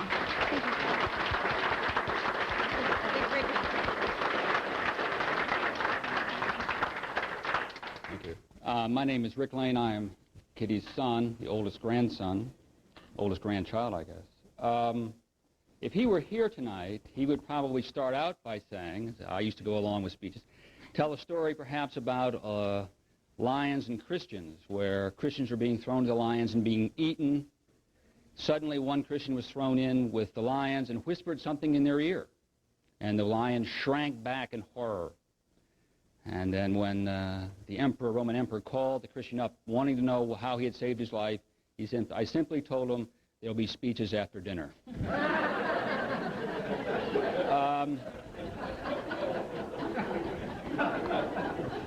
He, I think, has been touched upon, wrote letters. Those of us who had a birthday, graduated from high school or college, and those of us who went in the service were sure to get a letter on our birthday or on our graduation, and those of us who were away from home in the service would get a letter every Sunday. He wrote every Sunday. And if I might, I thought it might be useful to share some of the letters that I got, just a couple of them, which touch on some of the things that Mr. Flynn talked about and maybe some others. In talking about school, he said, in the process of going to school, there are probably no time that suddenly a whole encyclopedia of information becomes available to us. It is a long, laborious, and only partially successful project that we engage in. The process of learning goes on each day regardless of where we are, and we are separating one period from another is probably a convenience of the school authorities rather than marking any usual change in the student. I do not want in any way to discount the fact that we pass certain milestones in life, even as we do in driving on the road.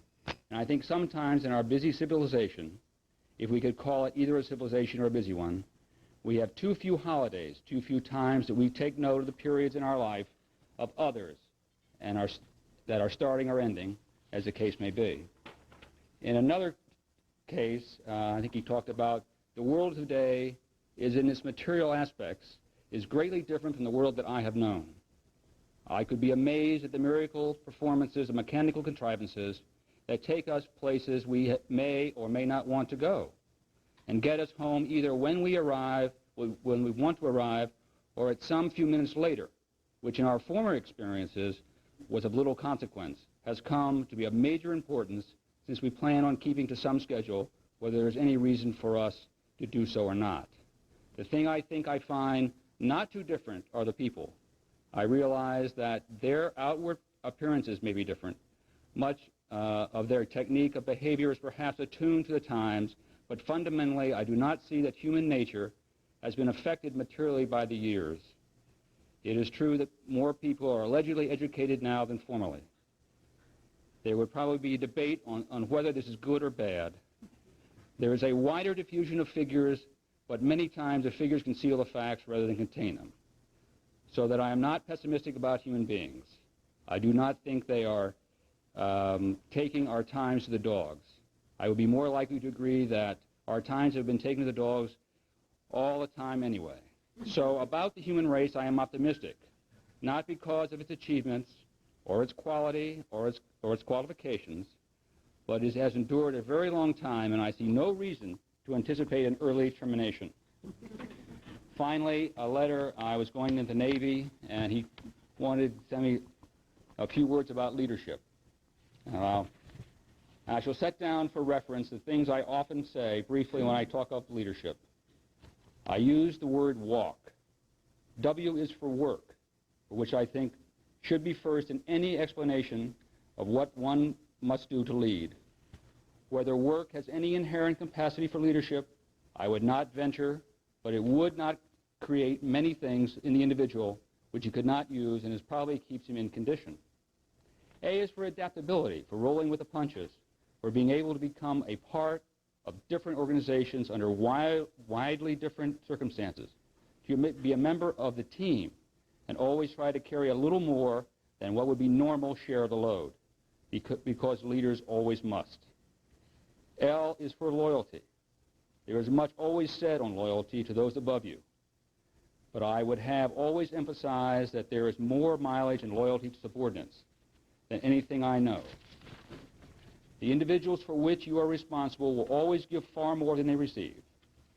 One of the reasons, it is the field in which one competes with individuals who do not understand this, and therefore they are able to show interest in their subordinates before their subordinates have much opportunity to show interest in them. And I repeat, there is no effort that a leader makes which pays off more anywhere near the dividends of the things that he does for his subordinates and looking out for their welfare, and many times merely recognizing each of them as an individual. There is also the question of loyalty to those with whom you are associated, who are neither your leaders nor your followers. Again, there again, I believe loyalty is one of the best investments I know. K is for knowledge, which probably none of the others would be too important, but leaders must know their jobs. I do believe there is some necessity in selectivity in knowledge, because all the knowledge of any operation is possible, and while knowledge should be sufficient to understand the problem and its elements of it, the plan for its solution, it is possible to have knowledge and use it, unfortunately, by trying to interfere with everybody else's job under you, merely because you understand it. Supervision without meddling is one of the most difficult operations we perform. At this point, he would probably say, tell a story about a young man who asked a girl for the last dance, and she says, "You've had it." And with that, he would say, "And you've probably had enough of me tonight." Thank you.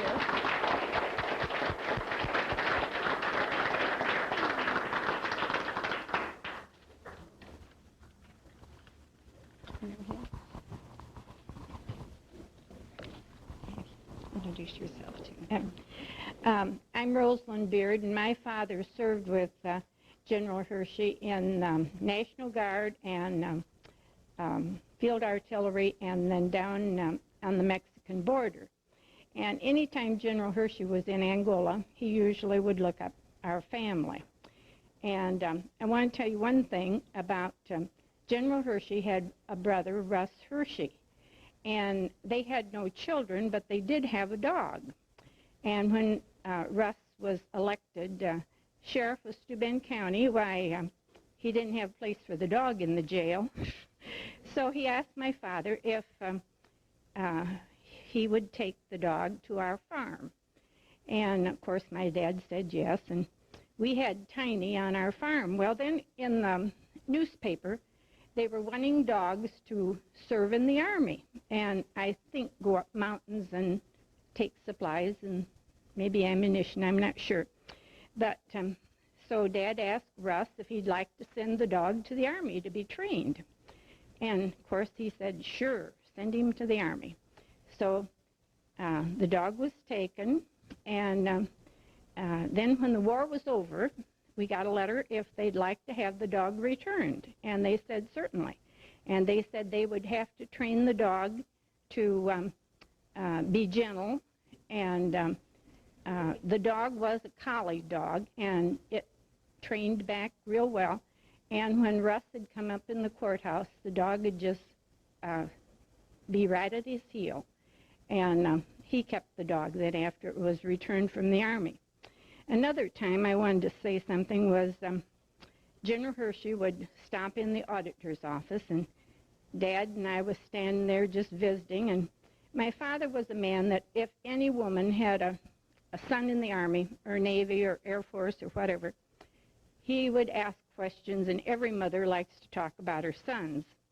So he'd say, stop in and when he's home, and I want to meet him. So General Hershey was in the office this day just visiting, and my gosh, here come this young boy just out of basic training, about 19 years old, lean and tan, and here stood this four-star general, and this boy and his mother, and the poor boy just wanted to run. But he did salute the general, and right away the general said, at ease, son, at ease. And but that boy just hopped from one foot to the other. He couldn't wait to get out of there. But I'll bet his mother heard about it, and I doubt if when he got back to camp, if anybody would believe him that he met a four-star general. Thank you. Thank you very much.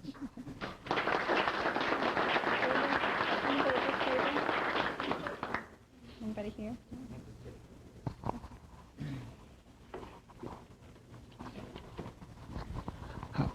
While I was in the service in the United States, I was stationed at Fort Belvoir in Virginia, which is just south of Washington. And my home, away from home, on the weekends that I was able to get a pass, was at the General Hershey's house. And General Hershey and Mrs. Hershey made me feel like a member of the family. And, of course, I am a cousin to George and Gilbert and Kitty. And but it was a wonderful experience. And I probably had a dozen interesting vignettes that I could repeat, but it was more to the point to say that I was very delighted to be invited here and share and listen to the stories that you people have to say. But I had some wonderful experiences at the Hershey home in Washington while I was in Fort Belvoir. Thank you. We've got two people at this table we need to recognize. Joe and Sharon, would you stand up? Joe has come up from Fort Wayne and volunteered to do a lot of work for us. Just stand up there. Good. And Sharon Martin is our Director of Alumni Relations, and this summer she stepped in to the void and helped quite a bit. We appreciate your help, Sharon.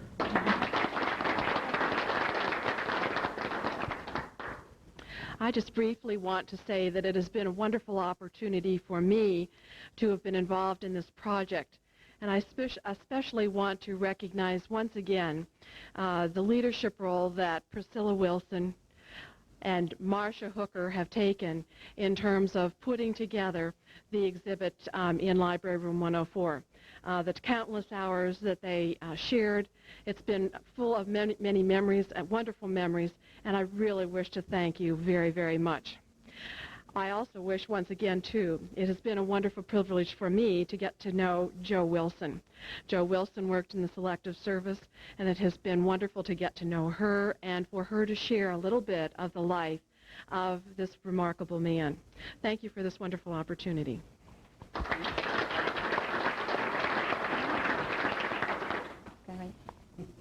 I'd like to introduce Louis B. Hershey, the second. You have to say something. I have to say something? Your dad said. Your dad told you. First time he's ever been lost for words. This is hardly fair.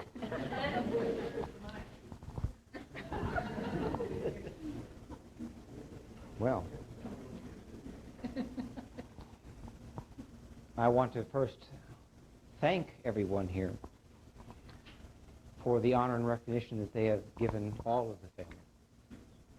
I wish I could say something to you of the experiences you lived,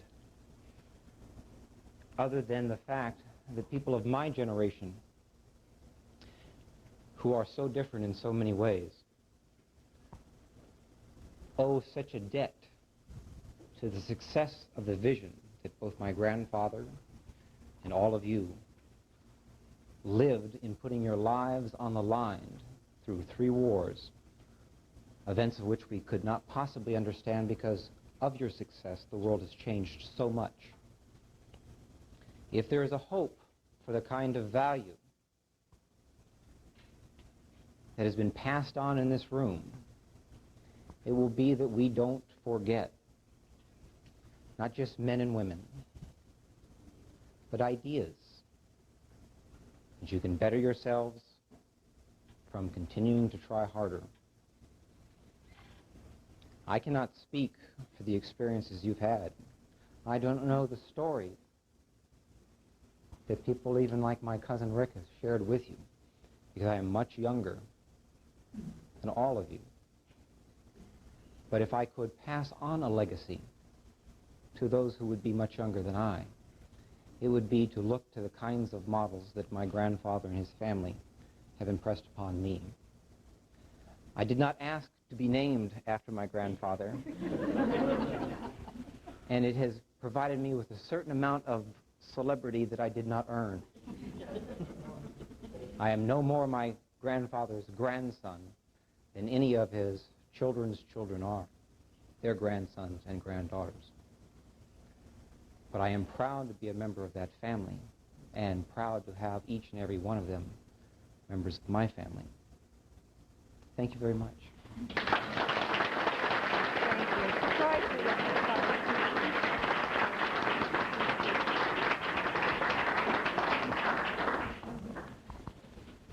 I'd like to claim that he's a chip off the old block, but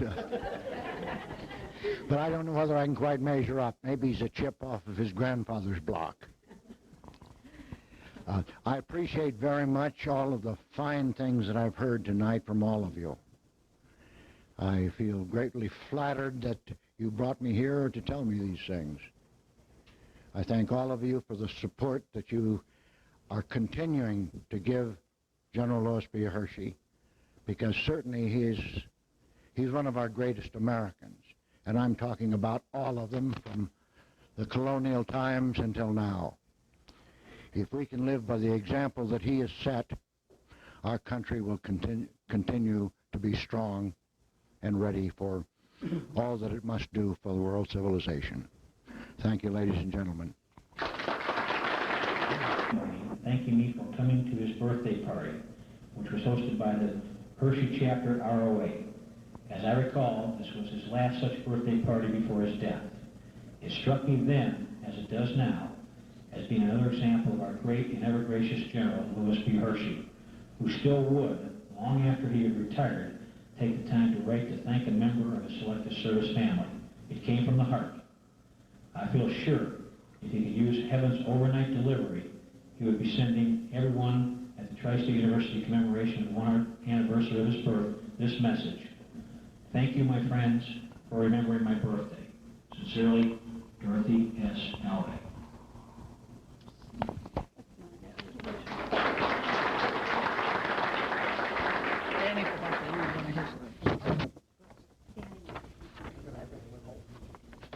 Danny, come on up.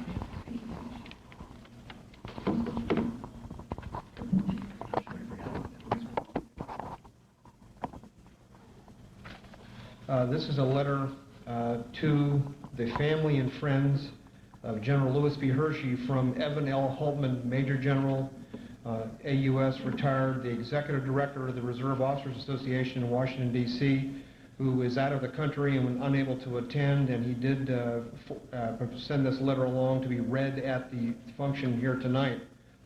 And it reads as follows. On the centennial anniversary of General Lewis B. Hershey's birthday, it is a privilege and an honor for me to send both personal and Reserve Officers Association of the United States greetings to all of those present to honor this great American patriot. I was one of those millions who entered the service in World War II during General Hershey's stewardship as Director of the Selective Service System. I later had the privilege of meeting and knowing him personally. The Reserve Officers Association of the United States owes a great debt to our friend, General Hershey, for the mentor role which he played in our association at the time we were seeking voluntarily funds to build our Minuteman Memorial at No. 1 Constitution Avenue on Capitol Hill. General Hershey's contribution to this effort was both unique and monumental. It is ironic that at this very time we are in the struggle to preserve the system which General Hershey developed and administered with great foresight, dedication, and skill. This is proof of the ancient adage that challenges of freedom is eternal. I am taking the liberty of enclosing a copy of our 1993 Midwinter Banquet and Military Ball program. You will note that the picture immediately across the page from the banquet program is one of the cornerstone dedication to our building on February 23, 1967, wherein ROA President Major General Horace B. Hanson, Jr. and General Hershey, the Building Fund Chairman, dedicated the cornerstone.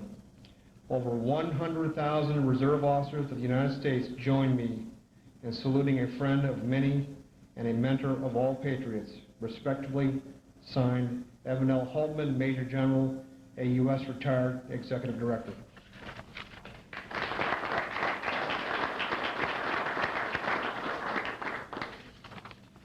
On behalf of the trustees, faculty, and staff at Tri-State University, I thank George Flynn, Bob Spinogle, Bob Gambino, members of the Selective Service, the Hershey family, and friends who shared this evening with us.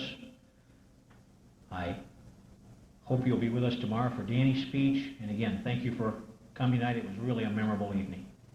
Good night.